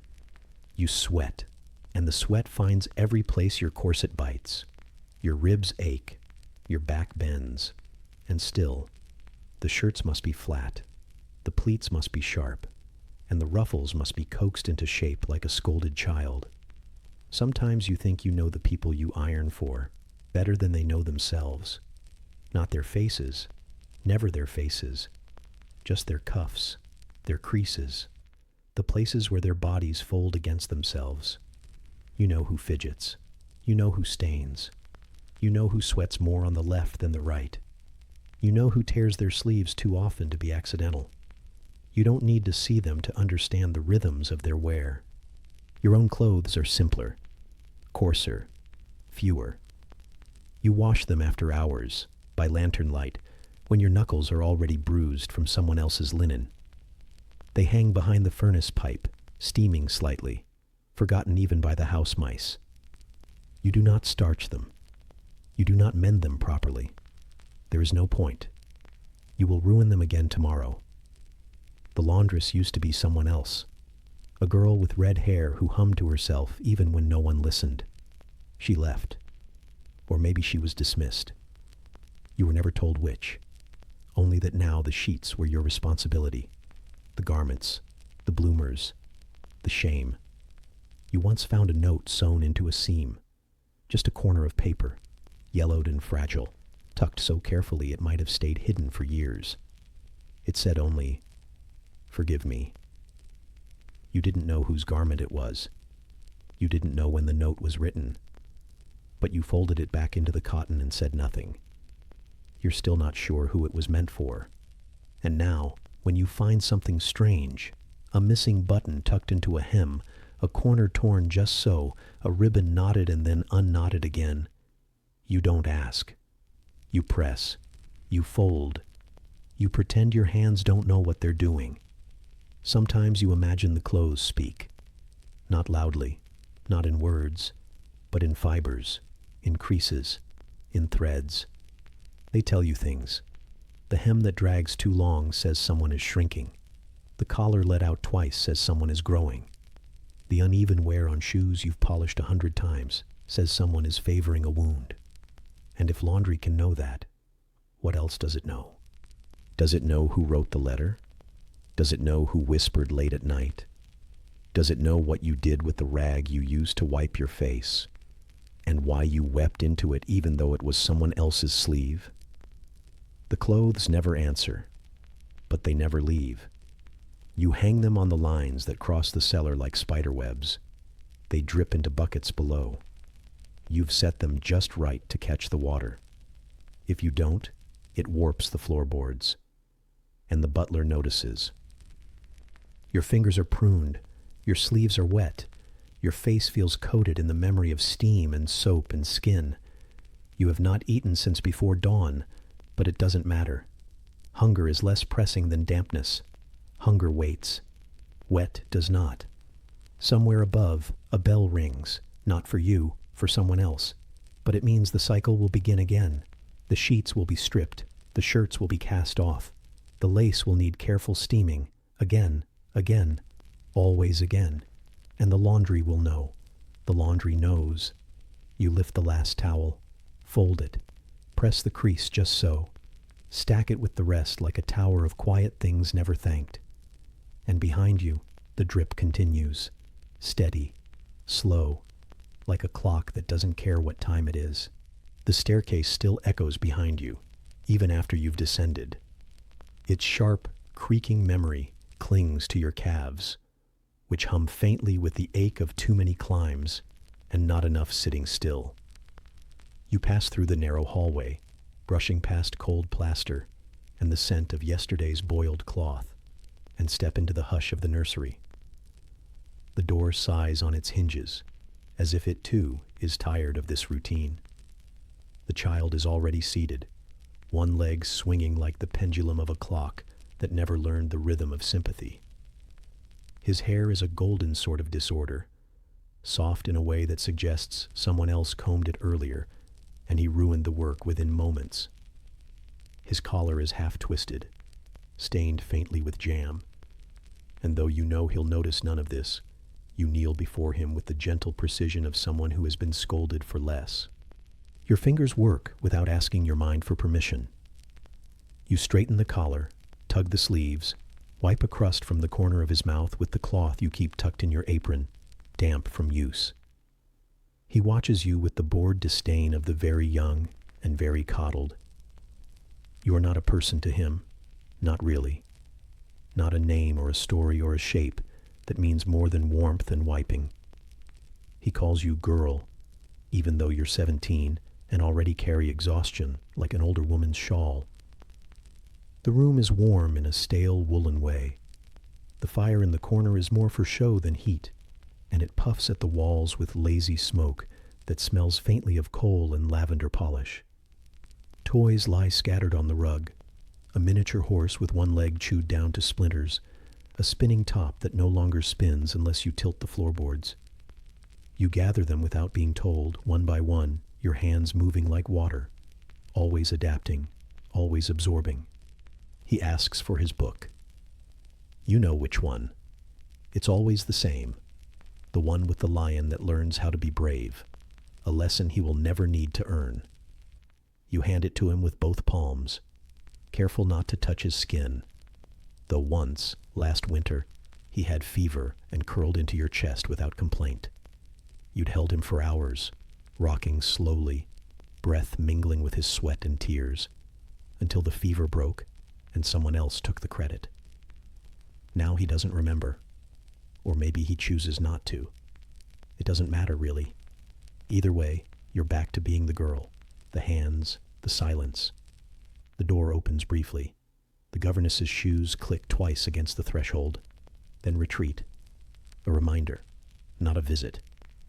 You nod instinctively even though she's already gone. You smooth the blanket over the child's knees, though it will be kicked off within minutes. You watch the way he flips the pages with damp fingers, not reading so much as remembering the shapes. You've read it to him often enough. You know every word, every rhythm, every pause for laughter.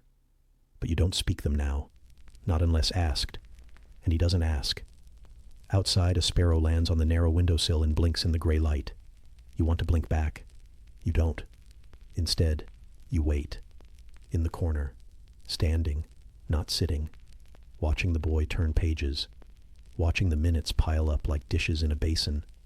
You think about your own name, and how many days it's been since someone said it out loud.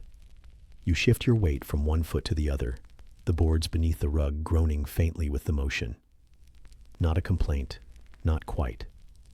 Just a soft reminder that everything here notices your presence. Everything except the boy. There is an art to being invisible when required. It is a skill you weren't taught but learned nonetheless. The way moss learns to cling to cold stone. The way shadows learn when not to move. You have mastered the precise way to breathe silently through your nose so it doesn't whistle, the way to stand still without your knees trembling. It is not that you mind the stillness, but that stillness makes the ache inside you louder. He giggles at something in the book, a lion in a hat, or a rabbit with spectacles. You don't look. You've seen it enough to know. The laugh, sharp and careless, hits the walls like a thrown pebble, and then falls. He does not share it with you. It isn't for you. Still, it is something. The fire cracks a little, as though offended by being ignored. You move toward it, crouching low to nudge the coal with the poker, coaxing a brighter glow. Heat grazes your cheeks. The sharp scent of soot threads through the air. You're careful not to linger too long. Warmth is a luxury best reserved for those upstairs. He asks for milk. You've already poured it. You always do, just before the clock chimes the half hour, just before his fingers start to twitch with the instinct to demand. The cup is on the tray, its rim chipped and familiar. You carry it with both hands and place it beside him without a word. He takes it and drinks without thanks. You are used to this too. There are others in the house who call you by name, sometimes, though it's not always the right one. Mary, Sarah, Jane. A rotation of servant girls past and gone, bundled up and repurposed into one name-shaped blur. You don't correct them anymore. You've learned it is easier, quieter, to be whoever they expect. The boy calls again. This time it's not a word but a sound, half whine, half command, and you move quickly to his side, already guessing. The book has slipped, or the blanket's caught beneath his heel, or he wants the toy with the chipped green paint that's now lodged under the wardrobe. You kneel, you retrieve, you smooth, you don't speak unless spoken to, and even then, only gently, like a draft, not a voice. He does not know your name, but he knows your usefulness. That is enough for now. Somewhere beneath the nursery floor, a pipe groans. The old kind of groan, deep and reluctant, like a stomach unsure of its next meal. You hear it more than you feel it, but the sound settles in your belly all the same. It reminds you of hunger.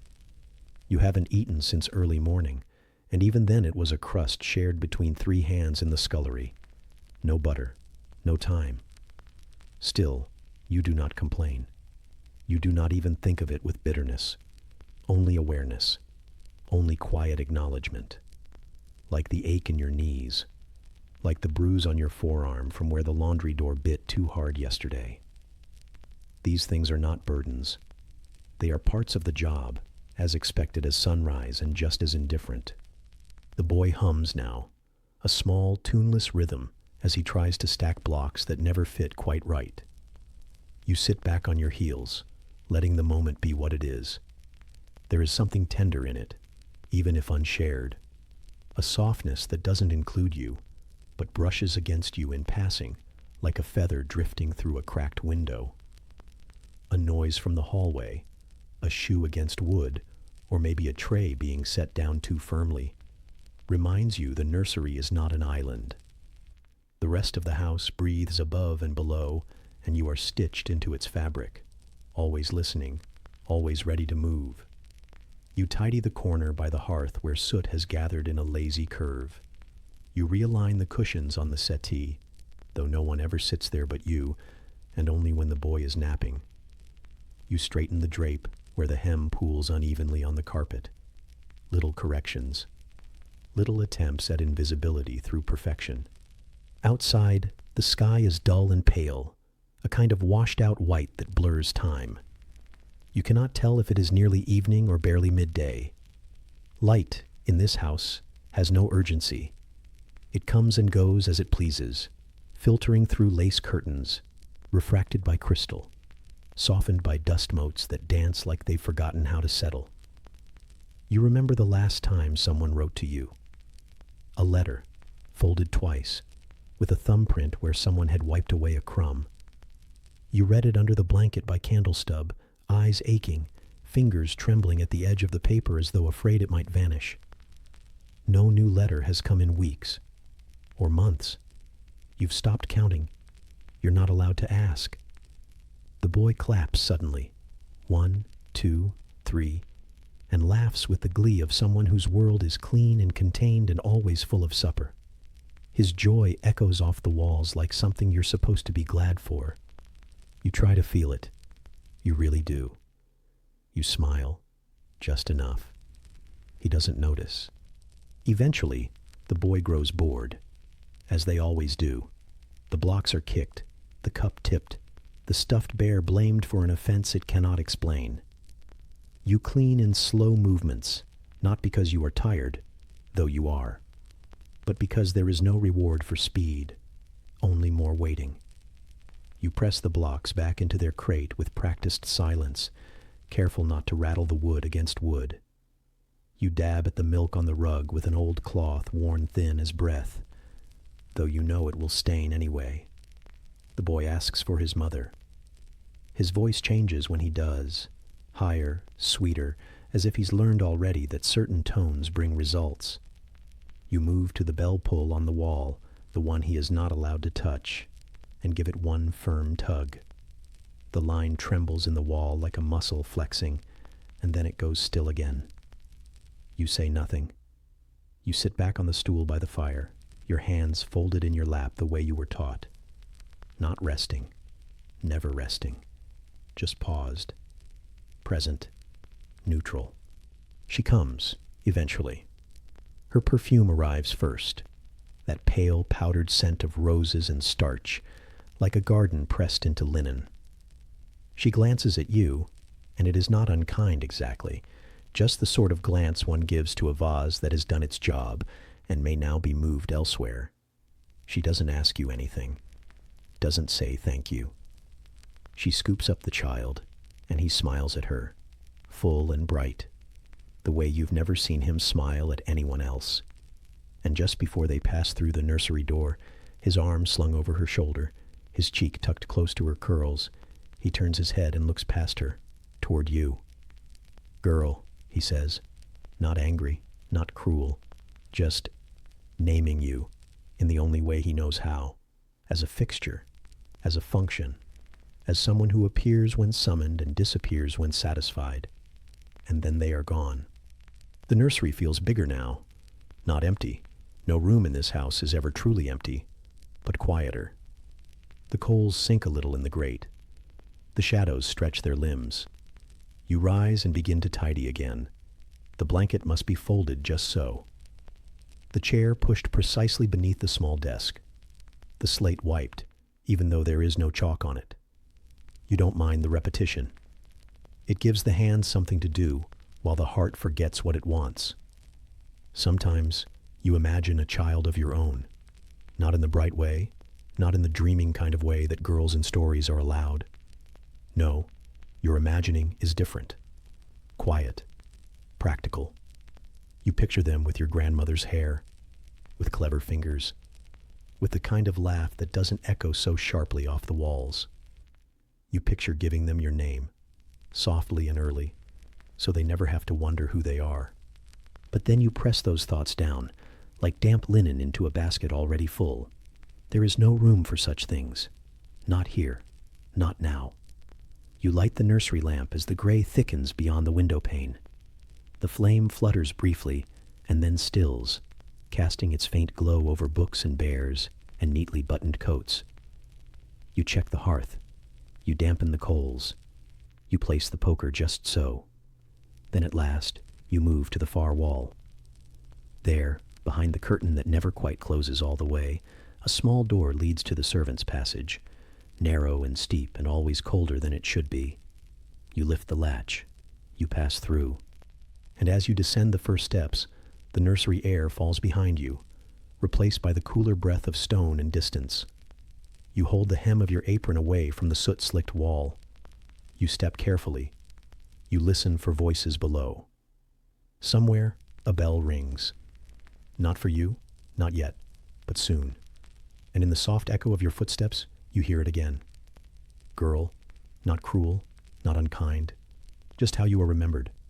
And still, you keep walking. And the stair creaks like an old apology beneath your heel, and the lamp flickers, and the nursery door clicks closed behind you, and the silence follows you down.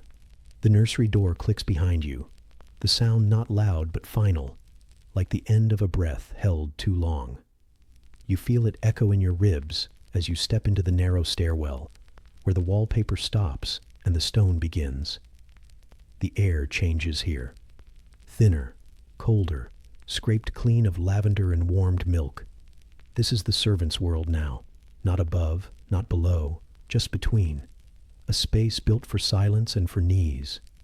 You begin the descent slowly, one hand sliding along the wall where the plaster has cracked like a map no one's followed in years. You know this route by memory, not by sight. The stairs are steep and curved too sharply, built for function, not grace. They are not meant to be seen, only used, by feet like yours, quick and quiet, never pausing long enough to be missed. And you have climbed them more times than you can count. Not just today, though today has been long, but always, every day, in soft shoes worn smooth at the toes, in boots with stitching gone coarse from the damp, carrying trays, carrying coal, carrying the weight of the entire house on your back, one step at a time. There is no glamour in this passage, no carpet to mute your tread, no polished rail to catch your fall, only wood and stone and a chill that never leaves, not even in summer, not even at noon. The others call it the back stairs, but to you it is something else, a ladder without end, a test no one will ever say you passed, only punish you for failing.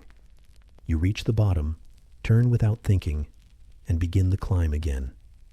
This time the main staircase, the front one, the wide one with the polished banister and the velvet runner pinned flat with brass. You are not meant to be seen here either, but sometimes you must be, just enough to remind the house you exist, but not enough to make anyone uncomfortable. You carry a note, a folded piece of paper sealed in wax and ribboned with care. You were not told what it says. You were not asked to know. You are simply the body that moves it from one room to another, invisible as breath. As you ascend, the pain wakes up again, a familiar throb behind your knees, a heat blooming in your calves. Your right foot drags slightly. It always has, since the week you slipped on a rain-slicked tread and didn't dare limp. You can't afford to limp. Limping is for those who might be missed. You grit your teeth and rise. You count the landings the way some people count blessings. First landing, music room. The door is shut. You pass it by. Second landing, the long gallery where paintings of ancestors frown at you as if they know you shouldn't be there. You bow your head, more out of habit than reverence, and move on. Every staircase in the house has a memory tucked into its corners. A broken dish once hidden behind the paneling. A cough you weren't supposed to hear. A whispered conversation between the master and someone who wasn't his wife. The stairs remember everything, even if they never speak. And you? You carry it with you. Not in words, but in the way your body aches differently on each tread. There are rules, too, about when you may be on the stairs. Never during guests' arrival. never when the lady descends, never with your apron untied or your hair out of place. You are to float, not climb. You are to vanish, not rest. The stairs are for the upstairs and for the down, and you are neither. You reach the door, deliver the note, curtsy as expected. You do not meet their eyes. You do not speak. You turn and descend again. The day folds in on itself, one staircase after another. Upstairs with linens, downstairs with soup, up again for the spilled ink, down for the new candle, up again for questions, down for answers. By the 5th hour, you forget what you're fetching. By the 7th, you forget your own name. But your feet remember the route. They always do. Sometimes you pass others on the stairs. Never fully, only in the half-turns, the glimpses, a flash of apron, the corner of a tray, the hush of a shared glance. No one speaks. Not here. The stairs are not for conversation. They are for burden and breath, and the small groan your knees make when you think no one can hear. At night, when you lie on your cot in the sliver of attic you share with 2 others, the stairs echo in your legs. You feel them pulsing behind your shins, tingling along the arches of your feet. You dream of them. Endless steps, always rising, never ending. You wake with your muscles clenched, as if you've climbed all night without moving. And in the early dark, before the bell rings, before the kettle hisses, before the doors swing open to the day's demands, you stand once more. You stretch your skirt flat. You smooth your hair with the palm of your hand. And you descend again, then rise again, as if your life is made of nothing but this, the motion between 2 places, the movement that no one sees but all depend on. Staircases are not just stairs. They are hours. They are expectations. They are the measure of your labor in groans and splinters. They take from you slowly, not in one great sweep, but in quiet increments. They wear down the soft parts. They swallow your sighs. They scrape away your time. And still, you climb. Because there is laundry to deliver. Because the master has asked for more wine. Because the child's ball has gone missing. Because the parlor maid is late again. Because the cook is angry. Because the governess does not lift a finger. Because the house must breathe. And you are its breath. And the stairs creak, not in protest, but in familiarity. They know you. They feel you before you arrive, and miss you when you are gone. By the time the clock strikes 10, you are on your 7th journey up, 9th down, and still counting. You no longer feel the edges of each step. Your body has become a ghost of itself, moving through habit alone. Somewhere far above, a laugh rings out. Not yours. Never yours. Laughter is a luxury, and luxuries don't climb stairs. You pause at the middle landing, just briefly. Your hand rests on the worn post, fingers brushing the dent left by decades of other hands like yours. You breathe once, deeply, and then you begin again, step by step, as always, as ever. The silence returns behind you like a closing door. The dust settles in your wake, and the stairs hold your weight like a secret they will never tell. The warmth does not reach you. It never does. It rolls across the carpets like sun over polished wood, carefully arranged and meant for someone else. You feel it only in glimpses, a brief brush on your hands as you pass through with the tea tray, or the scent of the fire curling through the corridor just before the bell rings again. The room itself is always warm, but you are always just leaving it. The drawing room is the heart of the upstairs, but you are not allowed near the center. You live in the periphery, in the footfalls that make no sound, in the spaces between glances. The furniture is plush, embroidered, designed for lounging and gossip and stillness. But you are never still in this room. You are motion with eyes averted, breath held, back straight, hands careful, voice gone. You glide along the edges like a shadow pressed into fabric. The velvet carpet muffles the sound of your shoes, though you've trained yourself not to make sound anyway. You step between creaks in the floorboards, count your way silently from the door to the table, from the table to the hearth, from the hearth to the tray and back again. You do not look at the faces, only the porcelain cups, the clinking silver, the tiny crumbs you are expected not to notice but always must. Your uniform pulls under the arms, where the seams never quite sit right. Your apron smells faintly of ironed linen and old soap. You always smell of old soap. The scent of lavender oil from ladies' sachets floats just high enough above you to stay unreachable, like most things in this house. But in this room, this particular room, the smell of money is stronger than any perfume. It hides beneath the folds of the drapery and inside the seams of the velvet settee. It nestles between the crystal decanter and the untouched lemon tarts. It's not just wealth, it's permanence. And you, in your cotton shoes with worn heels, are temporary, replaceable. One mistake away from being sent back to the world that does not pretend to care whether you eat or not. You carry the teapot with both hands. It is heavier than it looks. Your arms ache from firewood and scrubbing, but your grip stays steady because it must. The cups are delicate and thin, rimmed with gold paint that chips if the water is too hot. The silver spoons must be turned a certain way. The sugar tongs should never clink.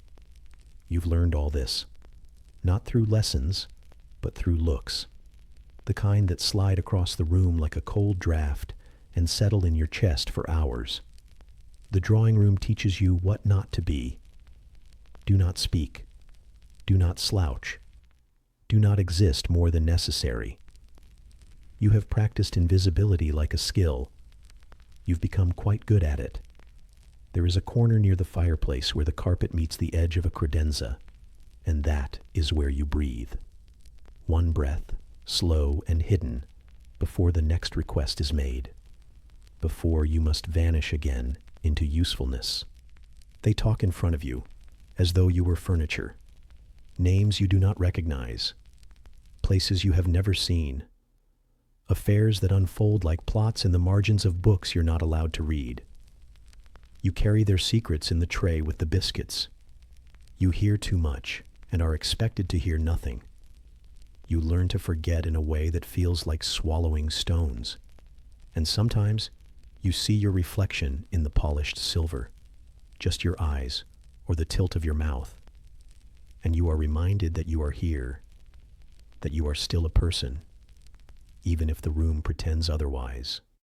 There are things you've learned to fear more than shouting. The lift of a single eyebrow, the pause in a sentence, the way a cup is placed on the saucer just a touch too loudly.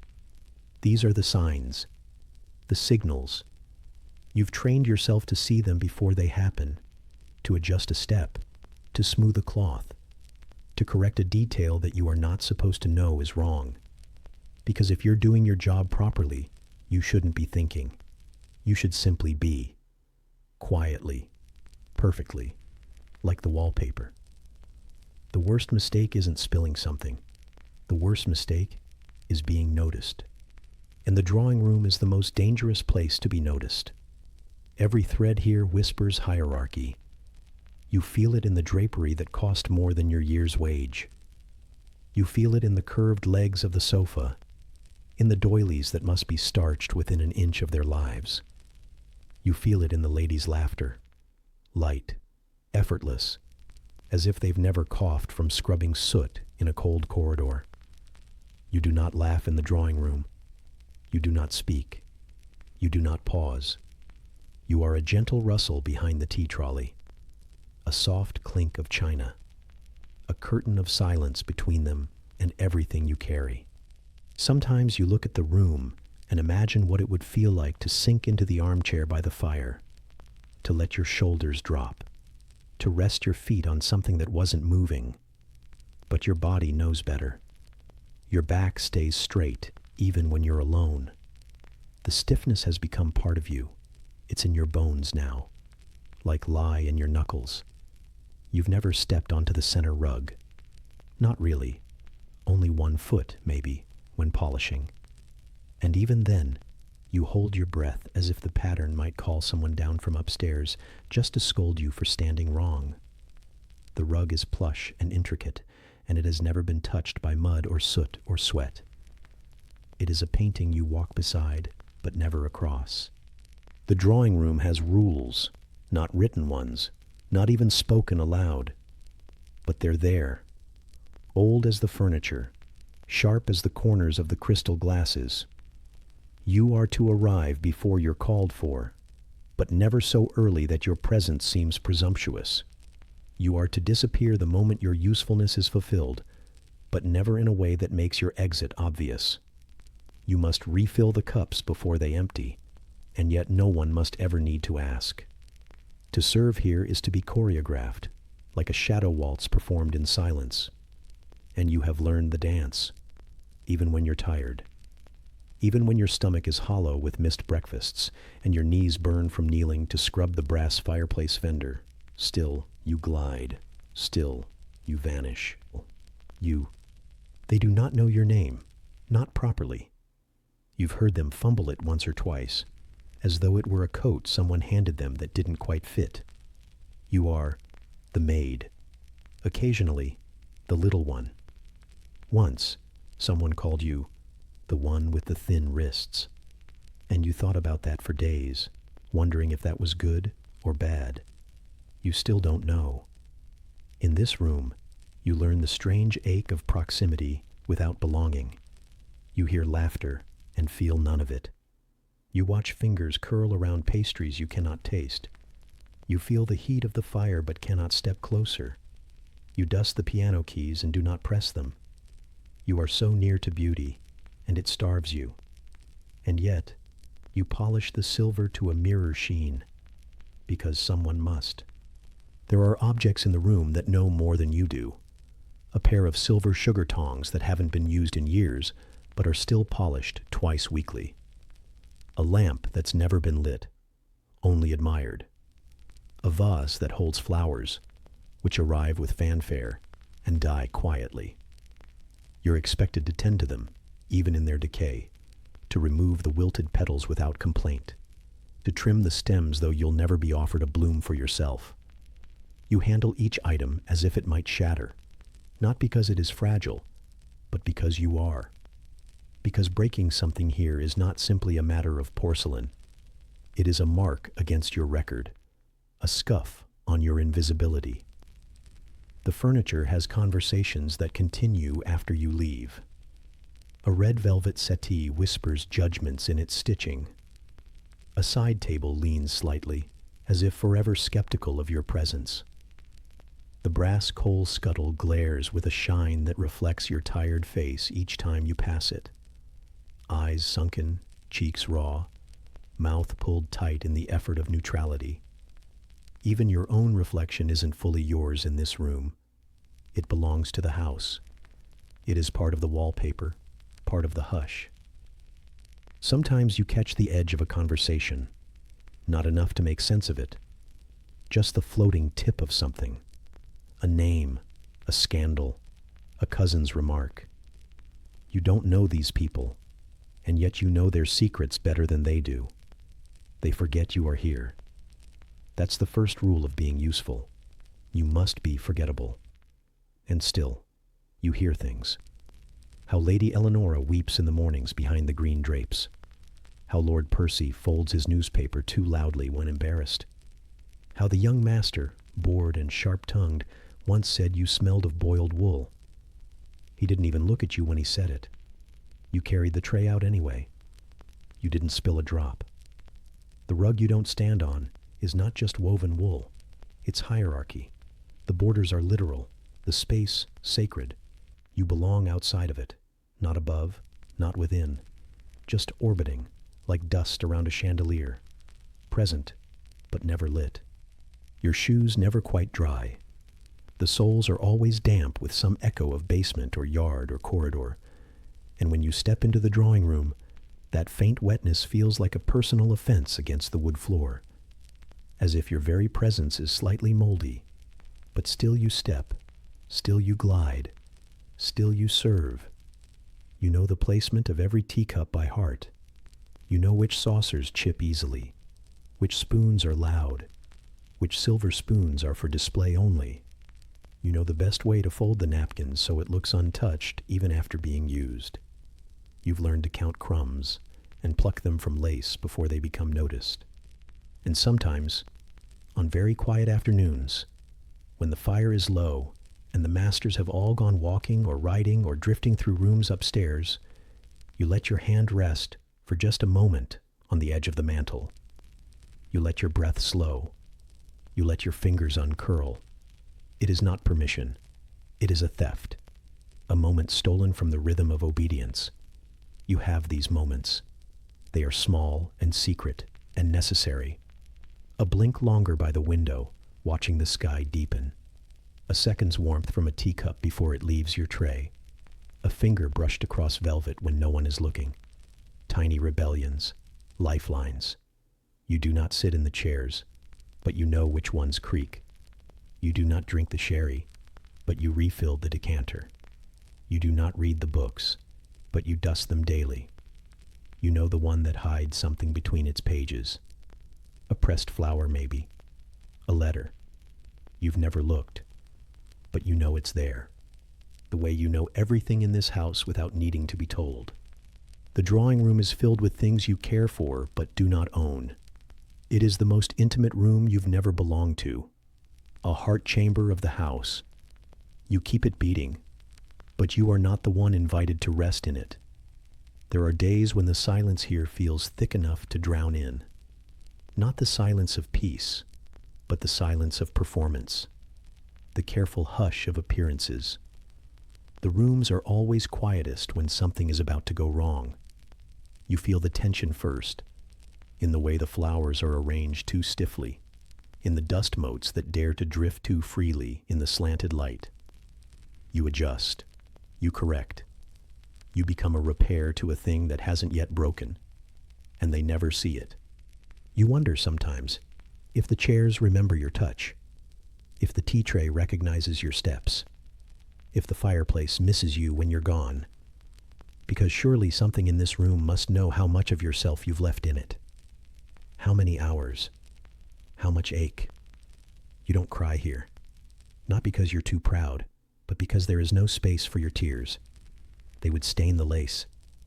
And you've spent too long learning to cry elsewhere, in laundry rooms, under stairwells, in basements thick with coal dust.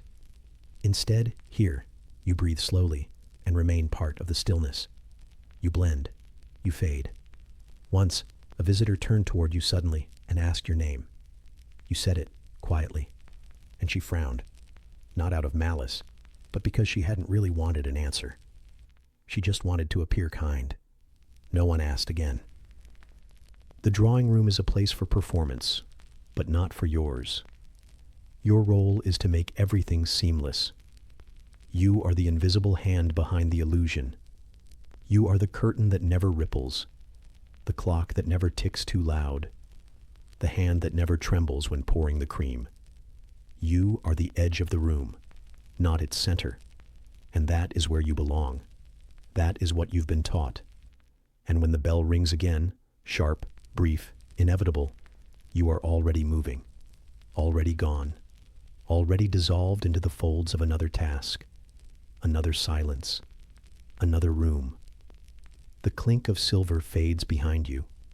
The carpet hushes underfoot. The fire exhales softly, as if you were never there at all. The blankets are thin and forgetful, having long since ceased to remember warmth. They lie over you like obligation, present, but never enough. Somewhere beneath your knees, the stuffing has slipped to one side, and there's a lump that feels vaguely like a button, or a stone, or a quiet insult left behind by whoever had this mattress before you. You haven't had time to investigate. There is no time. Your body sinks, not into softness, but into surrender. The wooden frame beneath the ticking wheezes when you shift your weight, though you try not to. The sound might travel, through floorboards, through the brittle walls, through the air that holds too many ears. So you lie still, still and flat, and folding into the shape the mattress demands. You close your eyes, but sleep does not come when called, not anymore. It hovers, it waits, it peers around the edge of your thoughts like a child spying through the banisters. You try to meet it halfway, coaxing it with exhausted silence, but there's a rattle in the next room, a cough, too wet to ignore. A door creaks, a footstep hesitates. The house breathes in awkward fits. You listen, not because you want to, but because you must. Every sound is a question. Is it the dog? Is it the child? Is it her? You know which footsteps mean trouble. You've memorized the rhythm of reprimand. There's one voice that calls from behind the door and doesn't wait for an answer before entering. That voice is made of spoons dipped in vinegar. That voice has a bell pulled somewhere deep in your spine, and it rings even when she is not speaking. Your arms are sore, and not in any heroic way. It is not the soreness of farmhands or battlefields. It is a domestic ache, small and humiliating, wrists that twist too often, elbows bent in scrub and fold. Your hands smell faintly of starch and coal smoke and the life you are too tired to want back. Somewhere beneath your nails is the residue of a day you never fully finished. There is no finishing. The pillow smells like hair and detergent and the breath of someone who does not rest deeply. The room is not silent. It is full of murmurs. Pipes settling like old bones. Wind against the frame. A mouse, perhaps, or the ghost of one, scratching at nothing. A sibling's exhale behind the thin sheet that passes for a curtain. The way dreams sometimes flinch before they begin. Your eyes remain closed. You chase stillness like a hare chases grass in winter. It's there, but only in memory. Every time your breath begins to smooth into rhythm, the house interrupts again. A floorboard nearby, a whisper too soft to understand. Or worse, a silence that feels like a held breath just beyond the door. Those silences mean something is about to happen. And still, you do not move. Because moving would be the same as admitting you are not asleep. And if you are not asleep, you are available. And if you are available, they will use you. It's better to pretend. To lie still and let your limbs sink into the mattress like a secret, hiding from whatever call might come next. You think of nothing, because thinking is too sharp. Thought leads to time, and time is a cruel thing here. It stretches in both directions, reminding you how long today was, and how soon tomorrow will arrive. Outside, somewhere in the night, a fox cries like a baby left behind. Inside, you try again to sleep. The mattress doesn't welcome you. It tolerates you, like most things in this house. It is lumpy in the places where your bones most need relief, and sagging in the places where you try not to sink. You've memorized where the draft comes in through the floorboards and how to tuck the edge of the blanket, just so to keep it from nibbling at your toes. But the cold always finds you, eventually. It creeps in like regret, quiet, patient, and thorough. There is something mournful about the darkness in here. It isn't total. A flicker from the hallway lamp slices under the door, pale as bone broth. You've learned to measure time in the fading of that light. When it disappears completely, it means they've finally gone to bed, or at least given up on summoning you again. Until then, you lie in half readiness, curled just loosely enough to pass for sleep, just tense enough to rise if the bell rings. Your eyes flutter open once, then close again. A familiar rhythm. The darkness behind your eyelids is warmer than the room itself. You press your forehead to your wrist, the crook of your arm still faintly warm from scrubbing pots earlier. The steam left a trace, and you carry it now like a scar shaped like usefulness. Your muscles remember the weight of the bucket, the scrape of the hearth brush, the slap of wet linens on your thighs. Your dreams, when they come, are half-formed and hesitant. They never finish their sentences. Sometimes you begin a dream where you left off the night before, only to find it has turned against you. Doors now locked, faces now blurred, people asking things you don't understand. Often, you don't dream at all. Just a soft falling into nothing, like slipping behind a curtain in a house where the party is upstairs and you were never invited. From the other side of the wall, someone turns in their bed. The boards creak as though relaying a secret. You do not know who sleeps there. Or perhaps you do, but the name has long stopped mattering.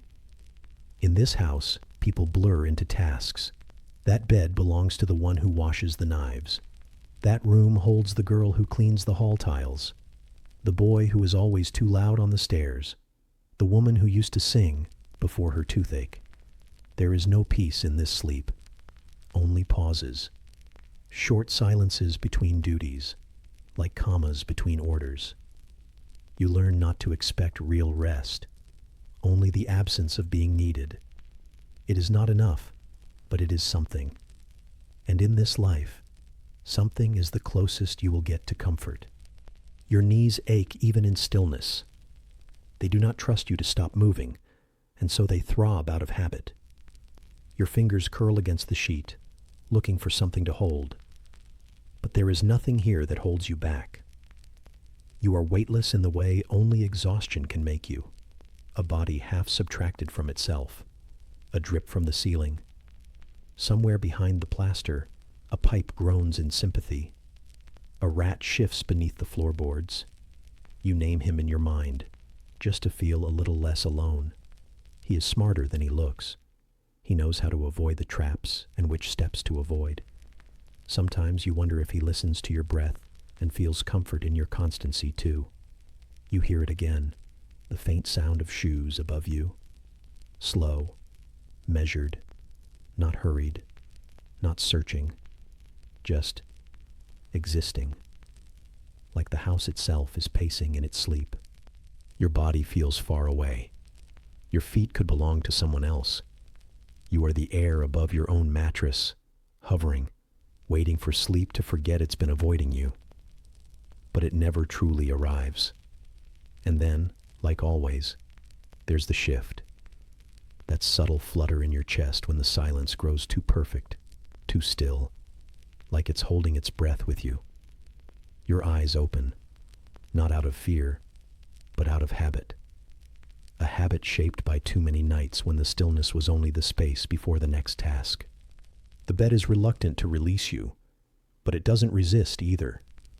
You peel yourself from it like bark from damp wood.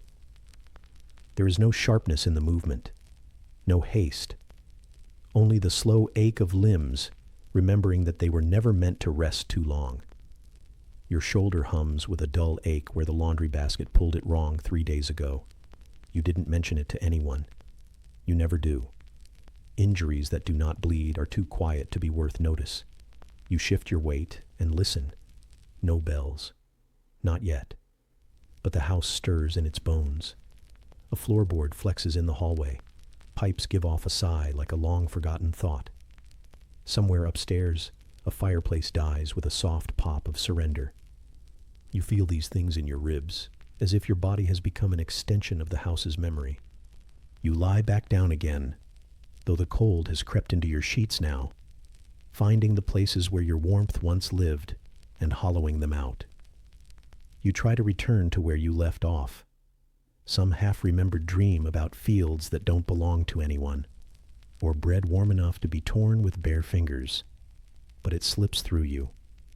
Sleep has rules, and one of them is this: if you stop believing it's coming, it doesn't. The blanket is heavy, but not warm. It carries the weight of damp days and forgotten mornings. You imagine it remembers every back it's ever covered. You wonder if that includes yours from last year, or if it belonged to someone else then. Someone who also lay awake listening to mice and church bells and wind. Someone who knew the price of being too tired to dream. You turn, but carefully. There's a bruise along your side from bumping the banister too quickly 2 days ago. It aches like a soft voice whispering, "Be still." You do not need more reminders, but they arrive anyway. There is a thread unraveling at the edge of your pillowcase. You tug it gently, just to feel something change under your fingers. It gives, then snaps, and the quiet is louder for it. You think about how many things break quietly in this house. Spoons bent, hearts softened, backs bowed, not with shouts, but with slow wear. From the next room, a cough, dry, apologetic. Someone older than you, or perhaps younger. It's hard to tell anymore. You've stopped counting your own years, because they don't change anything. You're old enough to serve and young enough to be invisible, which is the perfect age to be forgotten entirely. Your breath is the only thing keeping time now. In, like the memory of bread baking. Out, like the scent of coal dust. In, like the warmth of a hand you only held once. Out, like the sound of it leaving. And just as your limbs begin to sink again, as the ache starts to blur and the mattress forgets to fight you, the world reminds you. A bell, not sharp, not urgent, just certain. It rings like a question with only one possible answer. You do not sigh. You do not groan. Those are luxuries of people with choices. Instead, you sit up, like a ghost rehearsing how to haunt. The blanket falls like the last word of a sentence no one finished writing. You place your feet on the cold floor, and the wood recognizes you. You are expected. You are part of the rhythm now. The bell has stopped, but the summons remains. You stand, and your knees hesitate before agreeing. Sleep, that almost sleep, slips away behind you, reluctant, unfinished, like a letter with no signature. And the night continues. Because in this house, sleep is not a gift. It is a negotiation. The lamp in the corridor flickers low, a haze of dull orange trembling behind dust-slicked glass. You move past it, shadowless, because servants should not cast them. Your steps are careful, not to be quiet, but because your legs remember things your mind hasn't caught up with yet. The uneven tread, the creak on the fourth board, the draft by the linen cupboard. These aren't thoughts. They're instincts that live deeper than thought, nestled where your spine meets obligation. You pass the nursery, door ajar. Inside, a nightlight hums faintly, and a child's breath stutters in uneven rhythm. You could count the inhale, pause, exhale if you wanted, but you already know he's fine. You always know. He calls for you when he's cold, not when he's afraid. For fear, he calls for someone with a name. You're just girl. There's a pair of boots in the hallway. Someone forgot to place them in the mudroom. You bend, aching, to align them. One boot, then the other, toe to toe, heel to heel. You do it for no reason other than that crooked things make your bones itch.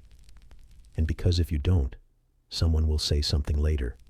Or worse, they'll say nothing and simply decide you're slipping. Your hands are dry. You didn't notice until the leather scraped your palm and whispered your neglect back at you. You rub your fingers together like flint on stone, trying to feel softness that isn't there. The kitchen is not fully dark. It never is. There's always a glow. Coals banked low, their warmth buried beneath ash like a secret. You move toward it and stir the embers, not because it's your task at this hour, but because the room deserves kindness. Even a place made of stone and smoke deserves someone to care for it. You tell yourself this is mercy, but truly, it's habit. You've become the kind of person who makes beds that will never be slept in, who fluffs pillows for heads that won't thank you, who stirs warmth into silence. You drink a glass of water, careful not to clink it against the stone basin. It tastes faintly of tin and distance. It slides down like memory. Then you return to bed. But it is not the return of someone retreating from the world. It is the cautious approach of someone not sure they are allowed to go back. The straw mattress groans again under your weight, and you press yourself into the shape you left behind, like a pressed flower returning to its page. Outside, somewhere in the deep folds of the night, a bird makes the mistake of singing too early. It catches itself halfway through, embarrassed, and the sound dies as quickly as it began. You turn your head toward the wall, close your eyes, because it's expected. Sleep is no longer expected, but the pretending is. And for a moment, just a flicker, your body forgets itself. The ache leaves your joints. The breath evens. The thoughts scatter like soot in wind. You almost sleep, but only almost. And outside, in some corridor far too bright, a hinge groans open again. The morning feels borrowed. Not truly yours, but someone else's idea of freedom, wrapped in a morning that feels like a sigh. You've slipped into your plainest dress, the one that doesn't draw attention, but also doesn't offer comfort. The hem brushes the top of your boots, frayed and slightly damp from the dew on the garden path you've been allowed once a month, if lucky. That day off arrives like a visitor you're expected to greet, but never truly welcome. You step outside and the air tastes different. Light tastes different. It isn't better. It's just not the same. Away from the slate roof and the back stairs, the sky opens wider than you've remembered it. You try to breathe it in, but even here your lungs protest, as if the world is offering something you're not supposed to take. You walk through the empty courtyard where a goat lingers, bleating softly at the gate as though it knows you're not truly free. Its breath mingles with yours for a moment, and you feel neither claim more than the other. Still, there is something sacred in the quiet here, something you recognize even though it isn't yours. The town beyond is neither grand nor reassuring. The shops open slowly, blinking their shutters awake. The baker is already kneading dough behind a window steamy with flour. You pause there, smelling the yeast rising like hope you can't reach. You buy a tart with the few coins you manage to save from cleaning plates and polishing boots. No one asks your name when you pay. They simply hand you the pastry wrapped in paper, thin as a secret. You walk to the station, more out of habit than design. The rails are black ribbons laid into the earth, offering escape you don't believe in. The train waits, silent and forbidden. You watch the smoke flume rise, smell the hot metal and coal, and feel the pull of other lives pulling away from here. But something tightens in your chest, and you turn instead toward the river. The path along its edge is slick with grass and littered with petals from a tree someone planted long ago. You touch one, soft and cooling between your fingers. You've never tasted spring, not really, but this petal tastes curious, like promise that doesn't ask for repayment. You place it in your pocket, though you don't know why. It isn't yours, but maybe it will be soon. You sit on a bench and let the river move beneath you, flowing without care, without crumb, without quiet obligation. You close your eyes and imagine yourself floating instead of standing.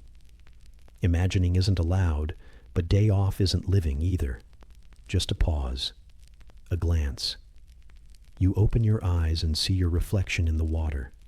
Dusty boots, threadbare dress, hands that have learned to make themselves smaller. You don't recognize her, but you almost like looking. You fold your hands in your lap. You can feel the tart's warmth fading even before you lift it to your lips. There is hunger in it, but no joy, just fuel. You bite, and the sweetness surprises you. Not like rich, but like memory. You close your eyes again and let yourself imagine crusts with butter. That's dangerous. You tuck the thought away alongside the pedal. You are new here. Not new to labor, but new to wanting without apology. And still, your day off is time measured in borrowed moments. Because soon, your back will ache again. Soon, the bell will call. Soon, the gates will close, and you'll use your shoe as a tool to knock the mud from your boots, not in ceremony, but in acceptance. The goat at the gate bleats. The river sighs. The tart wrapper crinkles in your lap. And in the quiet, you start to understand that freedom, and your portion of it, is always accompanied by cost. You rise from the bench, each movement reminding you how rarely you stood without purpose.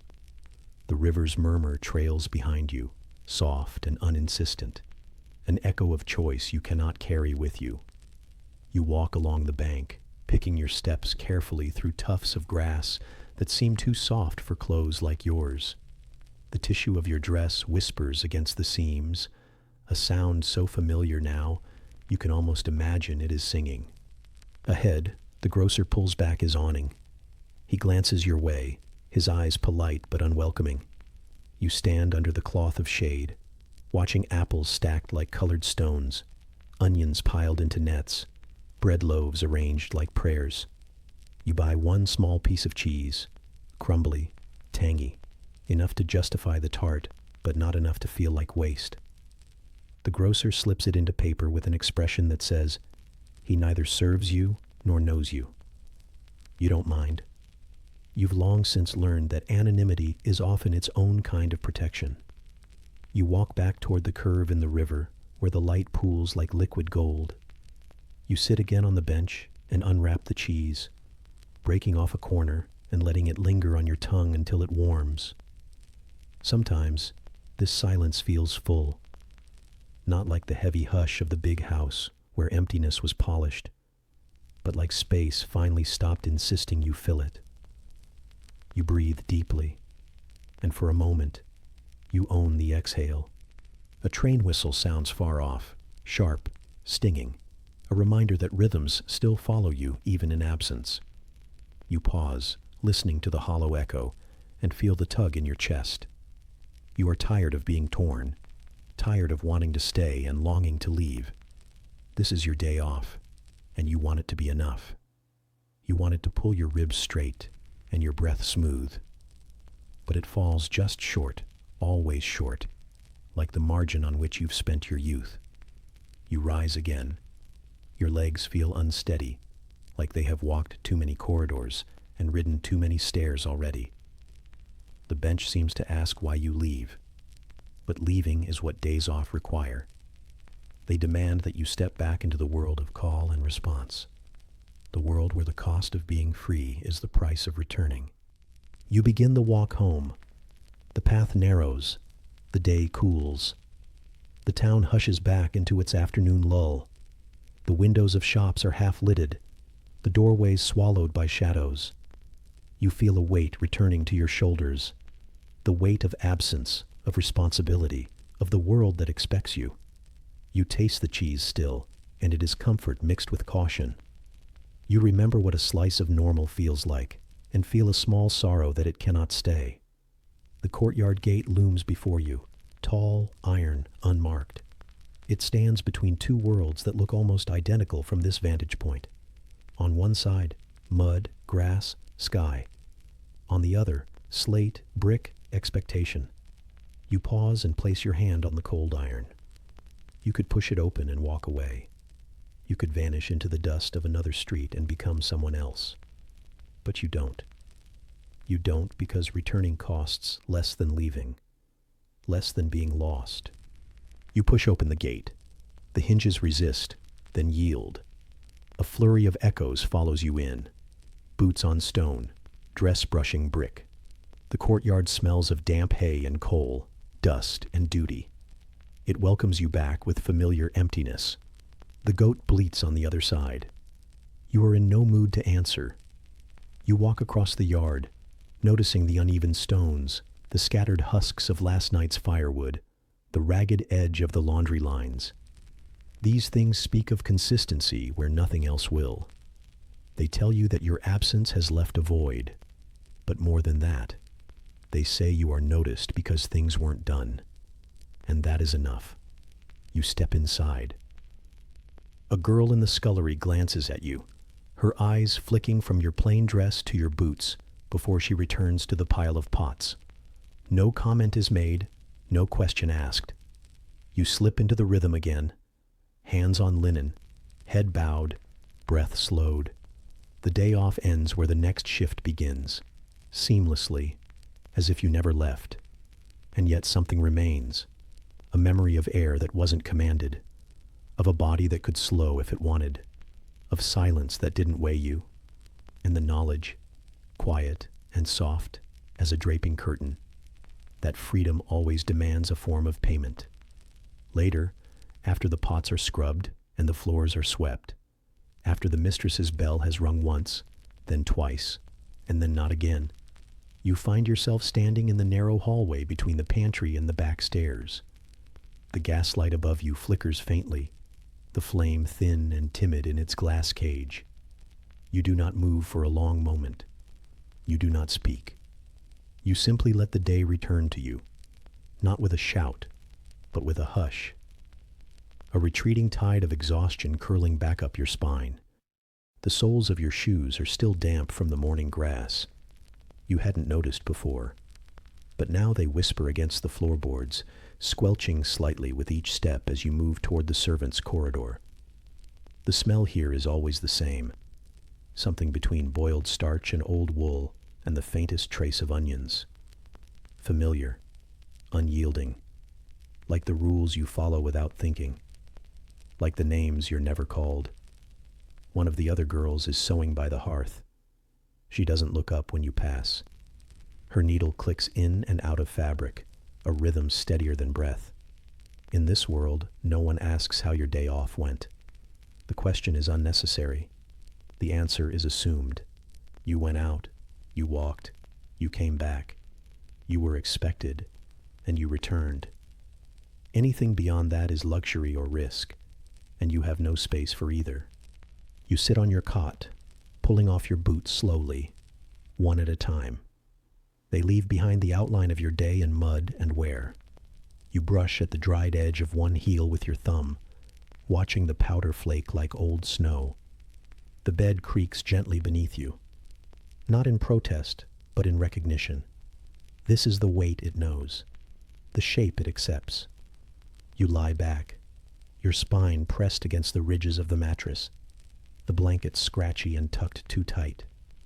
There is something hollow in your chest, not pain exactly, but the echo of something you dared to miss. A bench by the river, the way the tart had crumbled, the tartness of the fruit on your tongue. These were yours, for a breath, for an hour. You held them with trembling fingers like a bird you were not allowed to keep.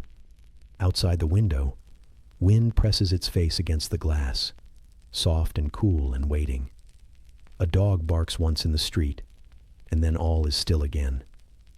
You listen, not for anything in particular, but because listening feels like a way to stay in this moment, the one before sleep, the one before tomorrow, the only piece of time that feels, for a flicker, like it might belong to you.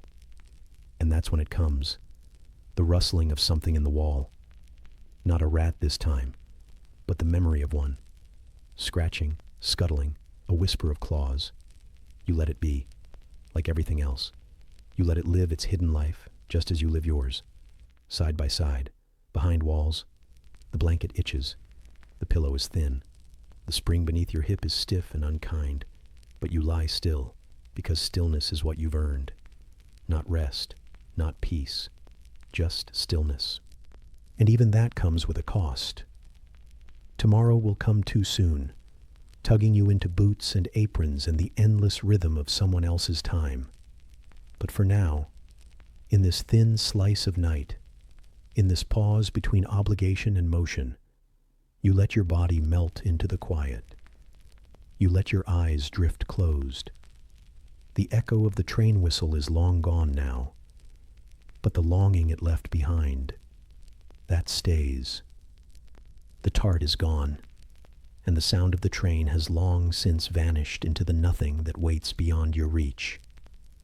You walked back with the same careful steps, through streets that belonged more to other people than to you, the soles of your shoes whispering apologies to the cobblestones. You returned through the servants' entrance naturally. You always do. No one asked if you enjoyed your time off. No one even noticed you left. Now it's night again. A thin, mean sort of night. The kind that hangs like damp wool and smells of ash and unwashed linen and whatever stew went cold too long ago. The quiet creaks under its own weight. Somewhere above, a door shuts with the soft finality of someone important deciding they're done with the world for the day. Below that, somewhere near your shoulder, a rat moves behind the wall. It does not fear you. It barely acknowledges you. You're sitting on the edge of your cot, the blanket in your lap crumpled like an apology. There is dust in the folds. You notice that somehow. You always notice the small things now. Big things, like kindness or justice or rest, have grown too rare to bother expecting. But lint on a hem, a scuff on a boot, a bowl put back out of place, those still matter. You do not cry loudly. You haven't in a long time. Not since the third week here, when someone heard you and told you, not unkindly, that it makes people uncomfortable. You'd nodded. You always nod, even when you're breaking. Especially then. There's a technique to crying that doesn't draw attention. You've refined it. The eyes blur, but the breath stays quiet. The chest trembles, but only inwardly. The pillow, if used, must not get wet enough to smell. A wet pillow will be noticed. A damp corner? Never. You bury your face in the fabric, not for comfort, but for containment. It holds you in, this threadbare square of cloth. Keeps the noise in your throat. The crying comes not from one big thing. Rarely. It's not the missed meals, the sore feet, the endless repetition of being invisible unless you do something wrong. It's the accumulation. The way your name hasn't been spoken aloud in 3 days. The way the child calls you girl, even though you've bled for years and buried people you loved. It's the way the shoes you clean each morning have their own special brush, while your hair goes uncombed. The tears come slowly, politely. They wait for the others to sleep. They arrive with the sound of the old pipe above your head that never stops leaking, even when the water's turned off. They come with the distant whistle of wind under the door, the flutter of something too tired to be fear. You never sob. That would be a luxury. Sobbers are consoled sometimes. Sobbers interrupt dinners and bring mothers to arms and make people say, "There, there." You do not get a there, there. You get a cracked basin and your own reflection in the water, distorted and a little judgmental. Sometimes you look at yourself in that basin and wonder who you are now. Your face has changed, not in the way that mirrors lie, but in the real way time wraps around people like ivy, quietly and with intent. There's something hollow behind the eyes now, something like echo. You learned not to make wishes anymore, but you still think things. That's different somehow. You think of warmth that lingers. You think of being remembered. You think of not having to hide your softness like a bruise. There's a moment tonight where your throat catches on a name. You don't say it. That would make it real. But the ache it leaves is enough to fill your chest like fog. A memory, maybe. A letter never received.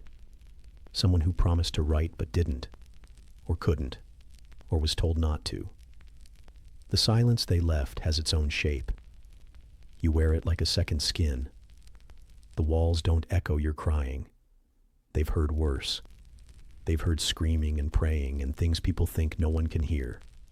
You lie down eventually. Not because sleep is coming, but because the floor is harder than the cot, and you've earned the lesser discomfort.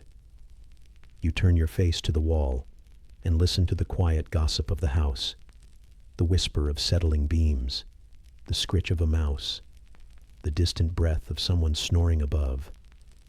You are part of the house now, not quite a person, more like a fixture, a thing that bends and doesn't break, not because it's strong, but because no one has bothered to see if it will. You pull the thin blanket to your chin. You are cold, but not from the air. The cold is internal now. You carry it with you, a part of your spine, your silence, your stillness. Outside, the wind picks up a little, just enough to remind the windows that they are flawed. They rattle, soft as breath. You close your eyes, not to sleep, just to disappear a little. And when the tears return, they come like they always do. Quiet as the soot in the seams of your apron, slow as the wear on the soles of your boots, honest as the ache in your legs. You do not resist them. You have learned not to. You just let them come, let them stay, and then let them fade. Like the faint tap of rain on a roof you'll never be allowed beneath. Like the breath you take that no one notices. Like a name forgotten long before it was ever spoken. You can still hear the murmur of the master's boots upstairs, but only faintly now, as if the ceiling were cotton instead of cracked plaster. The carpeted world above absorbs sound and status alike. Here, beneath the floorboards, your world echoes. Words bounce off stone. Secrets linger in corners. There is nowhere for anything to disappear. This part of the house, these servant corridors, the scullery hall, the pantry passage, it never truly sleeps, nor truly wakes. It hums instead. A low, persistent thrum of motion and resentment, footsteps and obligations, the scraping of pans and the scratching of pens in the butler's ledger. And beneath all that, thinner, sharper, hungrier, come the whispers. You're not sure when you began listening for them, but now you can't seem to stop. They start at breakfast, if you can call that hasty bite of crust and lukewarm tea breakfast. You lean against the wall to eat it, boots still damp, apron already damp, eyes barely open. Someone murmurs behind you, something about the new upstairs maid, and how quickly she learned where the second-floor parlor brandy is kept. A snicker follows. You chew slower, not because you care, but because you don't yet have the energy to pretend you don't. By noon, the footman has accused the undercook of misplacing a silver fork. She hurls a potato at his head. It misses and splits open against the hearth. No one cleans it up. It becomes part of the floor, like everything else eventually does. You find yourself watching them all now. Their glances, their nods, their perfectly casual silences. The way the kitchen maid always forgets to refill the butler's tea. The way the butler double-checks the pantry locks every Tuesday and always sighs louder than he needs to. The way the governess speaks in sentences that trail off just before they mean anything. Everyone performs their roles, but off stage, their scripts fray. There is a rhythm to it, a pattern, like the house itself breathes in alliances and exhales betrayals. The kitchen is where the loud grievances happen. The corridor near the dumbwaiter is where the quiet ones bloom. That's where you heard it. That thing about the footman and the visiting niece. Or was it the niece and the coachman? It's all a blur, and none of it's yours. And yet you carry the weight of it anyway, tucked somewhere near your ribs. You're careful with your words now, not because you fear reprisal, though of course you do, but because speech is a kind of currency, and you've very little to spend. A misplaced phrase can cost you a month of bad shifts. A raised eyebrow at the wrong joke can get you reassigned to chamber pot duty for a week. There is no Geneva Convention here, only the fragile web of who owes whom a favor and who saw whom crying near the larder. Even the goat seems to know more than it should. It watches from the yard, eyes gleaming through the glass, as if it too is waiting for someone to fall from grace. You've begun to think it might be the only creature in the household who sees everything and says nothing. A kindred spirit. You nod at it on cold mornings. It never nods back. The butler's ledger holds more than inventory. He writes in code, you think, not real ciphers, just little flourishes and gaps, circled names and underlined times. You've only glimpsed it once, but it felt like peeking into the gears behind a clock face. Ugly things, gears. Necessary, but sharp. Below stairs, everything is gears. Teeth interlocking, wheels grinding. Time passing not in hours, but in tasks completed and mistakes avoided. In this place, gossip is lubrication, the grease that keeps the machine from tearing itself apart. You remember the day cook was sent away, or perhaps she left. No one said why, but everyone said something. Theories bloomed like mold. The scullery maid hinted at a letter. The footman claimed to have seen tears. The butler said nothing and looked triumphant. That night dinner was late, and the roast was dry, and upstairs no one noticed. You did.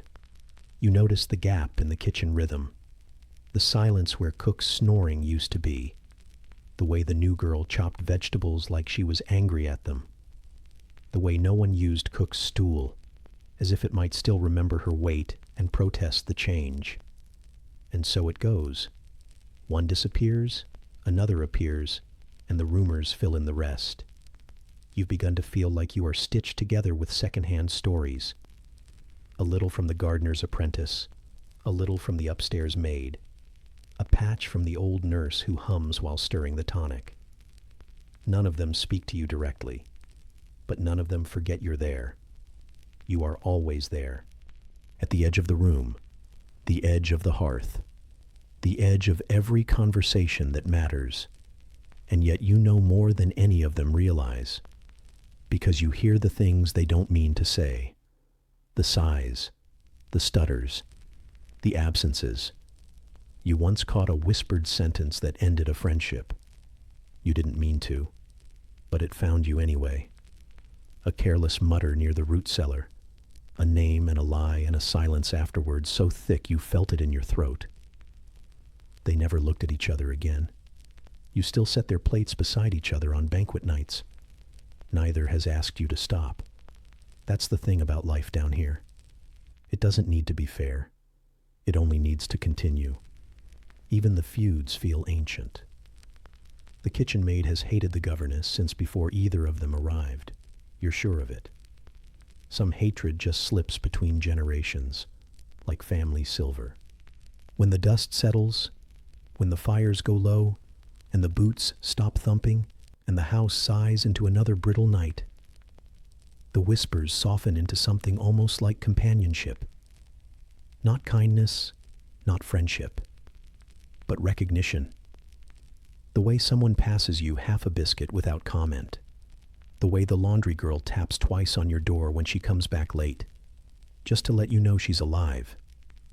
Even here, amid the backstairs wars and petty sabotage, you cling to the smallest offerings of peace.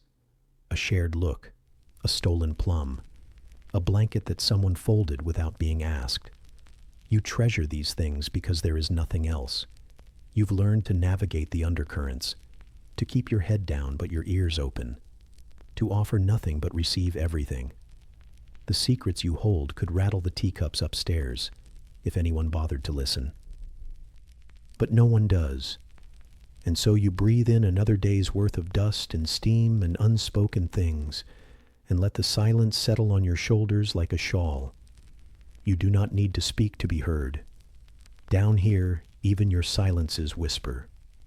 And somewhere in the walls, the rat resumes its scratching, steady, soft, like the tick of a clock that never tells your time.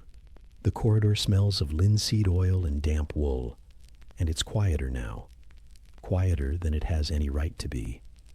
Mornings usually arrive with clangs and coughs, the racket of pots, the clatter of bell pulls and footsteps racing downstairs. But today is different.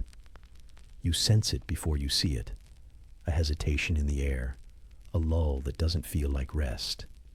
It feels like absence. You rise from your cot at dawn, or whatever passes for dawn in the servant wing, and you stand a moment before moving, waiting for something, but you're not sure what. The house is slow to wake, and so are you.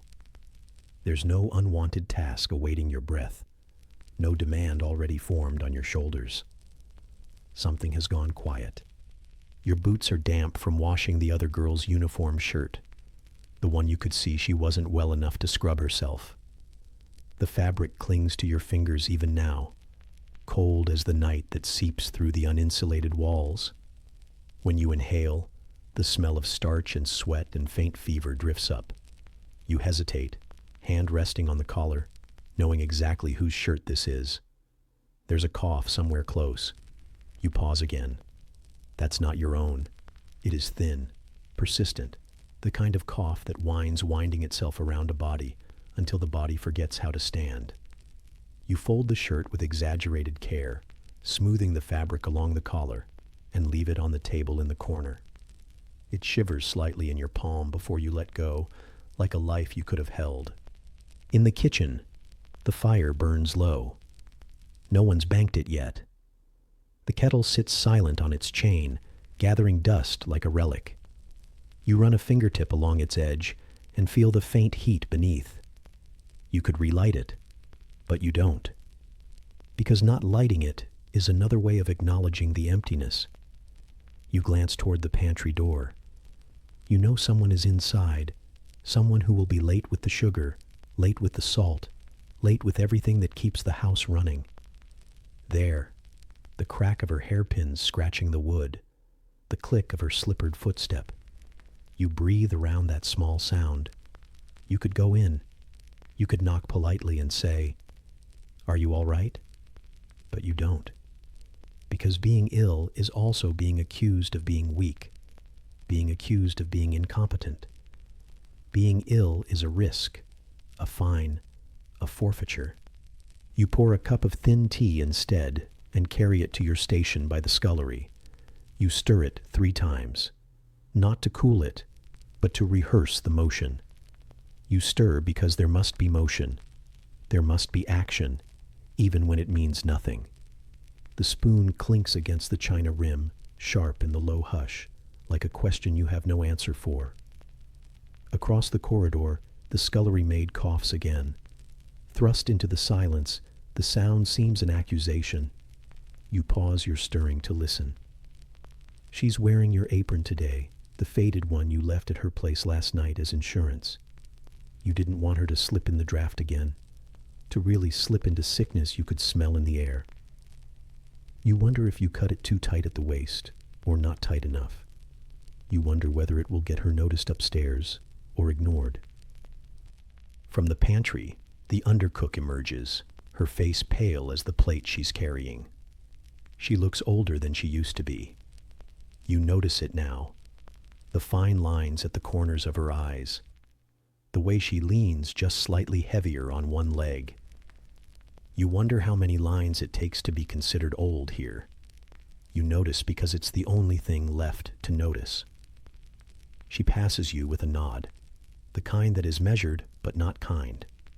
You hold your breath as she moves past. You're afraid she might cough again. You're afraid she might just stop moving entirely. You begin your own tasks, rinsing pans, scooping gruel, stacking bowls, each act methodical, precise, rehearsed. You do not speak. There is no one to speak to. In sickness, people retreat. Everyone retreats. Upstairs, dinner will be late or undercooked. There will be complaints, a reprimand. No one ever blames the illness. You finish your shift stripped of noise. No banter, no gossip, no hum of confidence. You traded them all for silence. The fire still hasn't been banked. No one's lit the lamps. The house is ready to sleep, but it's missing something, missing someone. You step into the hallway, holding the remains of your tea. The silence presses against you, so soft it almost feels like sleep. But it isn't sleep. It's the hush of a house waiting for a body to break its stillness, and no one has done that yet. You'd light the fire. You'd start the lamps. But who's to say they want that?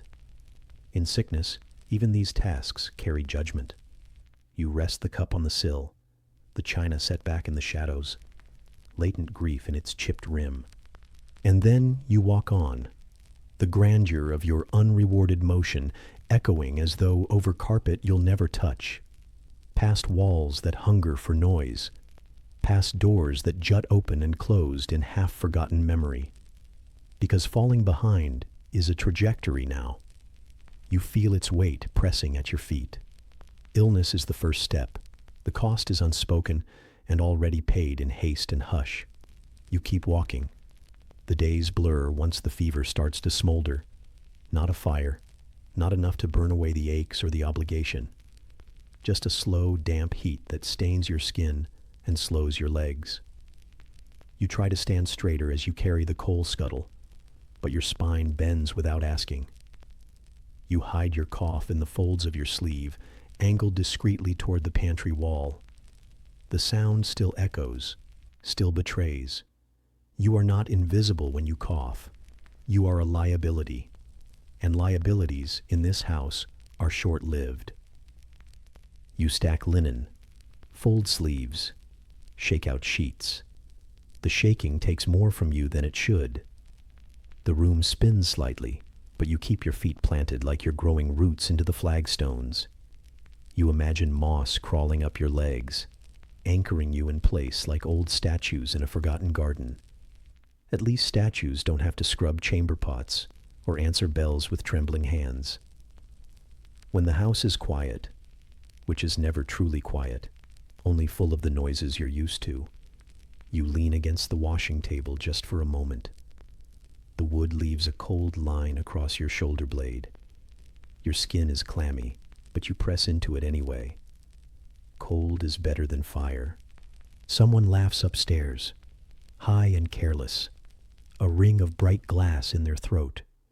You picture the drawing room curtains swinging gently with the breeze from a window left ajar. You picture fresh air, a scented handkerchief, a cup of broth made for someone whose rest is considered sacred. You get none of those things. Instead, you get the thick taste of your own phlegm and the ache behind your eyes that no one asks about. You chew a crust of bread so slowly it feels like ritual. You sip water that tastes faintly of rust. You tell yourself you are better today. You tell yourself this because there is no alternative. The girl from the scullery glances at you once, just once, her eyes flicking from your flushed cheeks to your trembling hand.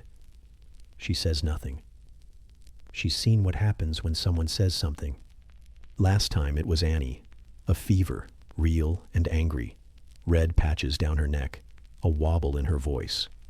3 days she tried to work through it, until her legs gave out on the cellar stairs. They carried her out the back door before supper, wrapped in a blanket in shame. You never saw her again. No one speaks her name. The dust is thicker when you're ill. You notice it more. Or perhaps it's always been there, and now that the air moves slower in your chest, it settles differently, not just in the corners, but on your eyelids, in your lungs, across your thoughts. Even the candlelight feels sluggish, as if it too has caught your fever and can't quite bring itself to flicker properly anymore. The bucket waits by the door in case you cannot make it to the privy. You hate it. You hate that it's yours now, not because someone assigned it, but because no one thought to. It simply appeared one morning beside your mattress, as if the bucket knew before you did, like it had been waiting its turn.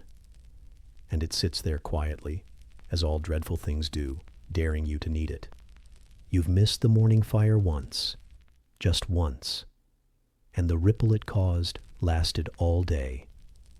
There had been no warmth in the scullery for hours, which meant no hot water, which meant cold hands for the washing-up girl and late tea for the mistress, all of which found its way back to you, eventually, by glances and muttered reminders. "We do not rest because we feel unwell," the housekeeper had said without looking at you. She hadn't needed to. Her boots had said enough when they stopped beside your pail. The worst part isn't the aching, or the sweating, or the shaking in your knees when you try to stand and can't quite remember which way gravity works. The worst part is knowing someone else is doing your work, poorly and with a little too much satisfaction. She's not cruel, just eager, young enough to think your absence is her chance. She brings the tea with both hands and a practiced smile, and you hate her for getting it wrong and still being praised. Her apron is clean, yours is not anymore. You lie back down, not because you want to, because you must. Because standing is a thing that people without chills can do. You try not to shiver. You fail. The straw beneath you whispers nothing useful. A knock on the door doesn't wait for a reply. A basin of water is placed beside you, cold, with a cloth, as if you'll use it, as if that's the part that needs tending. You almost laugh, but you don't. It would hurt. You stare at the ceiling. It's cracking. The plaster knows things.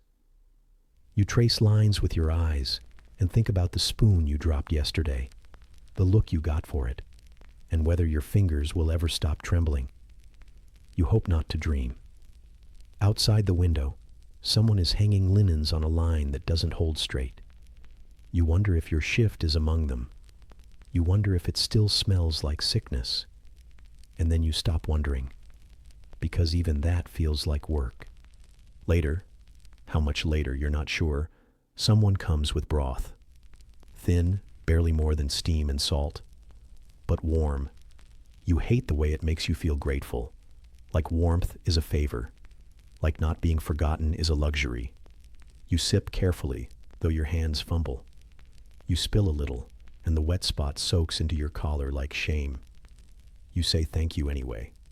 The girl doesn't hear, or she pretends not to.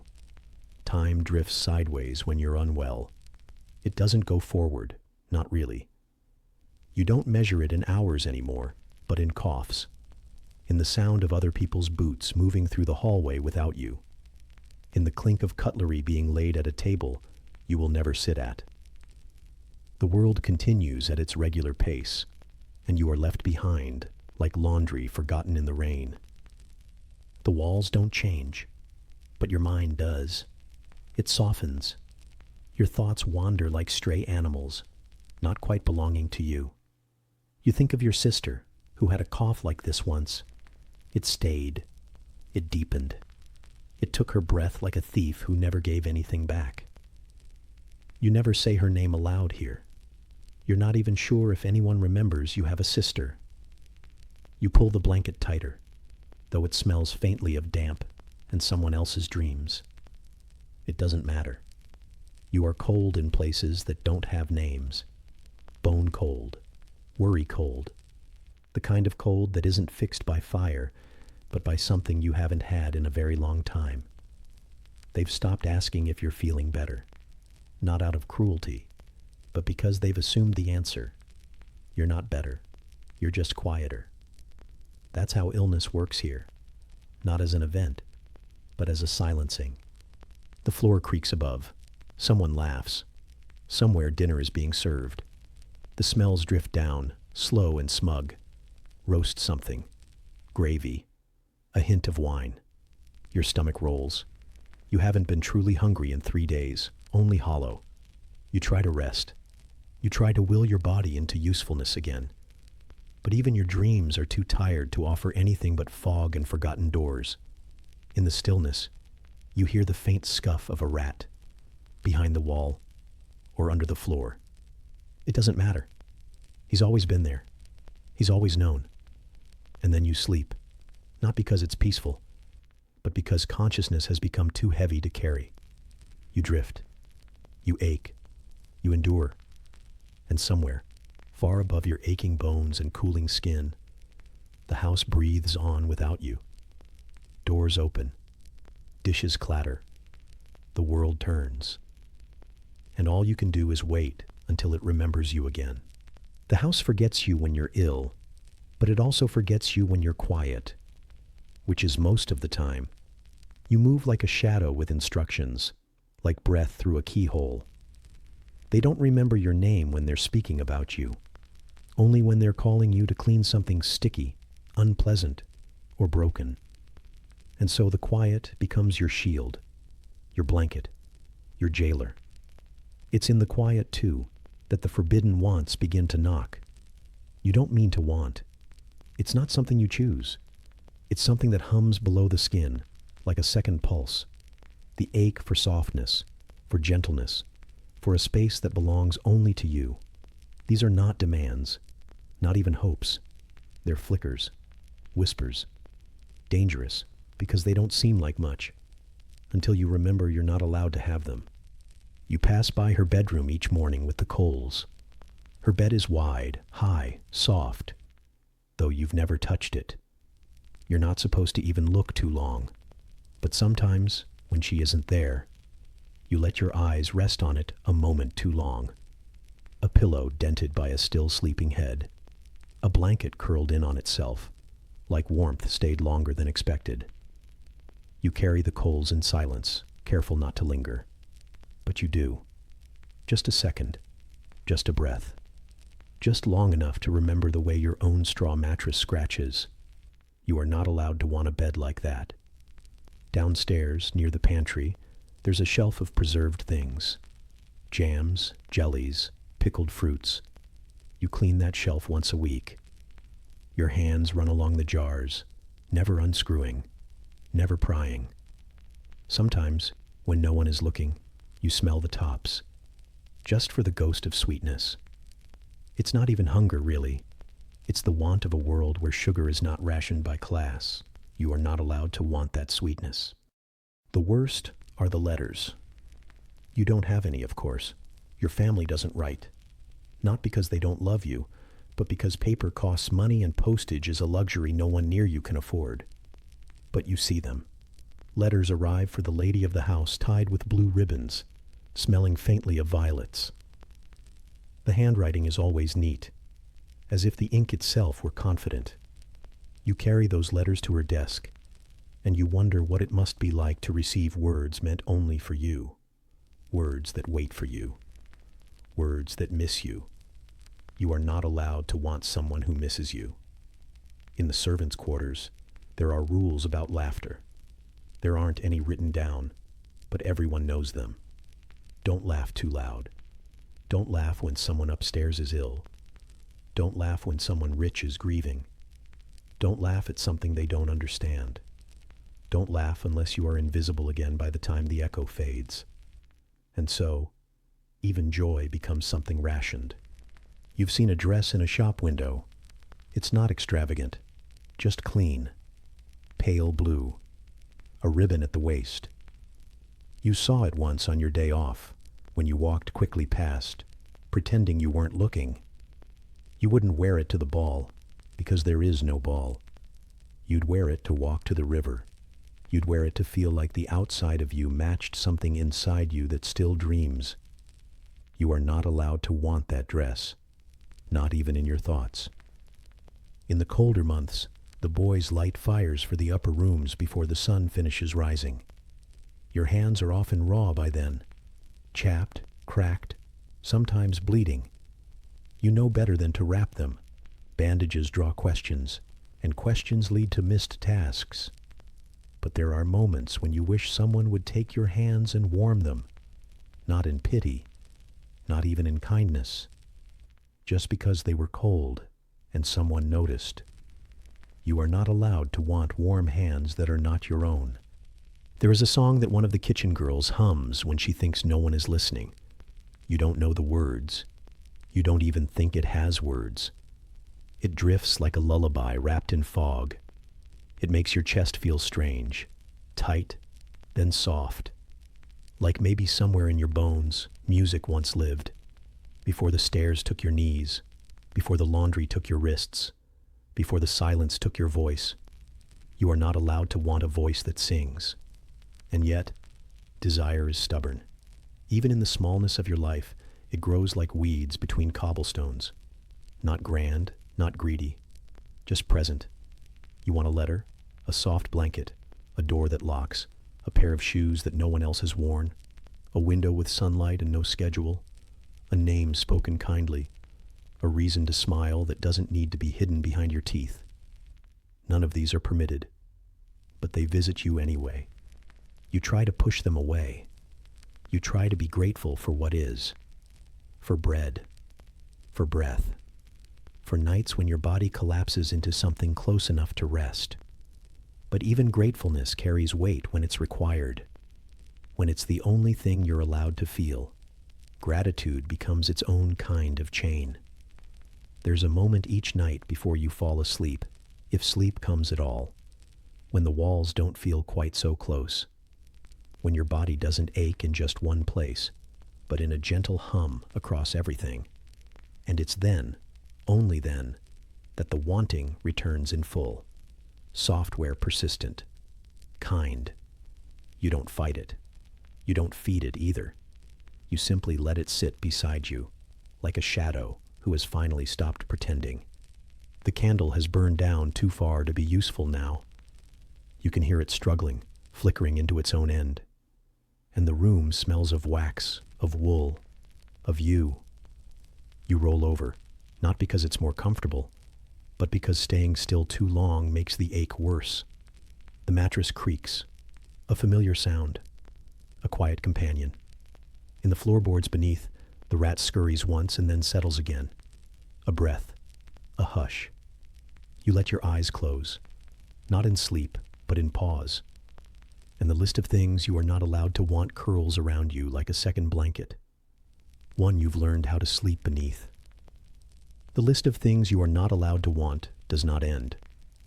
But morning does come. Again. Not with joy. Not even with light. Just with the return of motion. The quiet rustling of someone else rising in the next bed. The reluctant groan of floorboards as a foot shifts weight. A coal bucket bumping softly against a wall. The same as every day before. The same as every day after.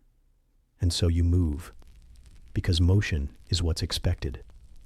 Not because you are awake, or rested, or ready. But because stillness is punished. And breath is something you've learned to hold when footsteps pass. The hallway feels colder than it should. Or perhaps it's just that your hands have gone soft again in the night, foolishly thinking they might warm. But the chill is always waiting, curled up at the edge of your fingers like a patient animal. You press them against your apron, against the wood, against the kettle's side once it's warm. Anything to remind them what heat used to mean. Your job begins before anyone else notices the day has started. That is the rule. That has always been the rule. There are fires to feed, rugs to beat, water to heat in heavy buckets that swing with punishing rhythm as you walk them through tight doorways and down narrower halls. Doors that stick, hinges that groan, stairs that steal your breath. You descend them before the others, before the lamps are lit, before the cook's voice begins its low, rusted hum of orders. You are not the rhythm of the house. You are the pulse beneath it. The breakfast smells rise before the sun. Not for you, of course. Yours is the crust, the corner, the spoon scraped clean of something more important. You don't feel hunger the way you used to, not as a sharpness, more as a faint echo, a kind of memory in the gut, like remembering a song's chorus, but not how it begins. You're in 5 rooms before anyone else is in one, polishing brass that will be smudged again before lunch, folding linens that will never feel yours, placing silver in lines so straight they feel like sentences, like apologies, like orders you write with your hands. No one sees you, but they see your absence. If the floor isn't swept, you are noticed. If the towels aren't changed, you are remembered. If the teacup isn't right, or the coat isn't brushed, or the door opens too slow, they remember you exist. Not as a person, but as a mistake. You are not permitted to be present. But you are not permitted to be missed either. You are not allowed to cough, to sigh, to lean against the banister too long. The house does not run on gears or wires. It runs on you. And you, in turn, run on the tightrope between too little and too much. Speak too loud, you are impudent. Too quiet, and they say you're dull. Walk too fast, you're frantic. Too slow, and you're lazy. You are the machine that cannot sputter, cannot creak, cannot stop. There is no repair for you. And yet, there are moments, thin ones, almost imaginary, where the machine forgets itself. When you pass through a doorway and sunlight strikes a floorboard just so, and for a second it looks golden, like a cathedral floor. Or when a tea kettle whistles, and for just a moment, it sounds like a song. When someone above stairs laughs and doesn't mean it cruelly, and it floats down the corridor like something round and warm and surprising. Those moments pass, but they are yours, even if no one meant to give them. The other servants move around you in parallel lines, all of you orbiting one another, keeping the same hours, breathing the same cold air, never colliding. There's safety in not speaking, and danger too. Some of them you've known for years. Others arrived last month. But you all carry the same stiffness in your joints, the same silence in your teeth.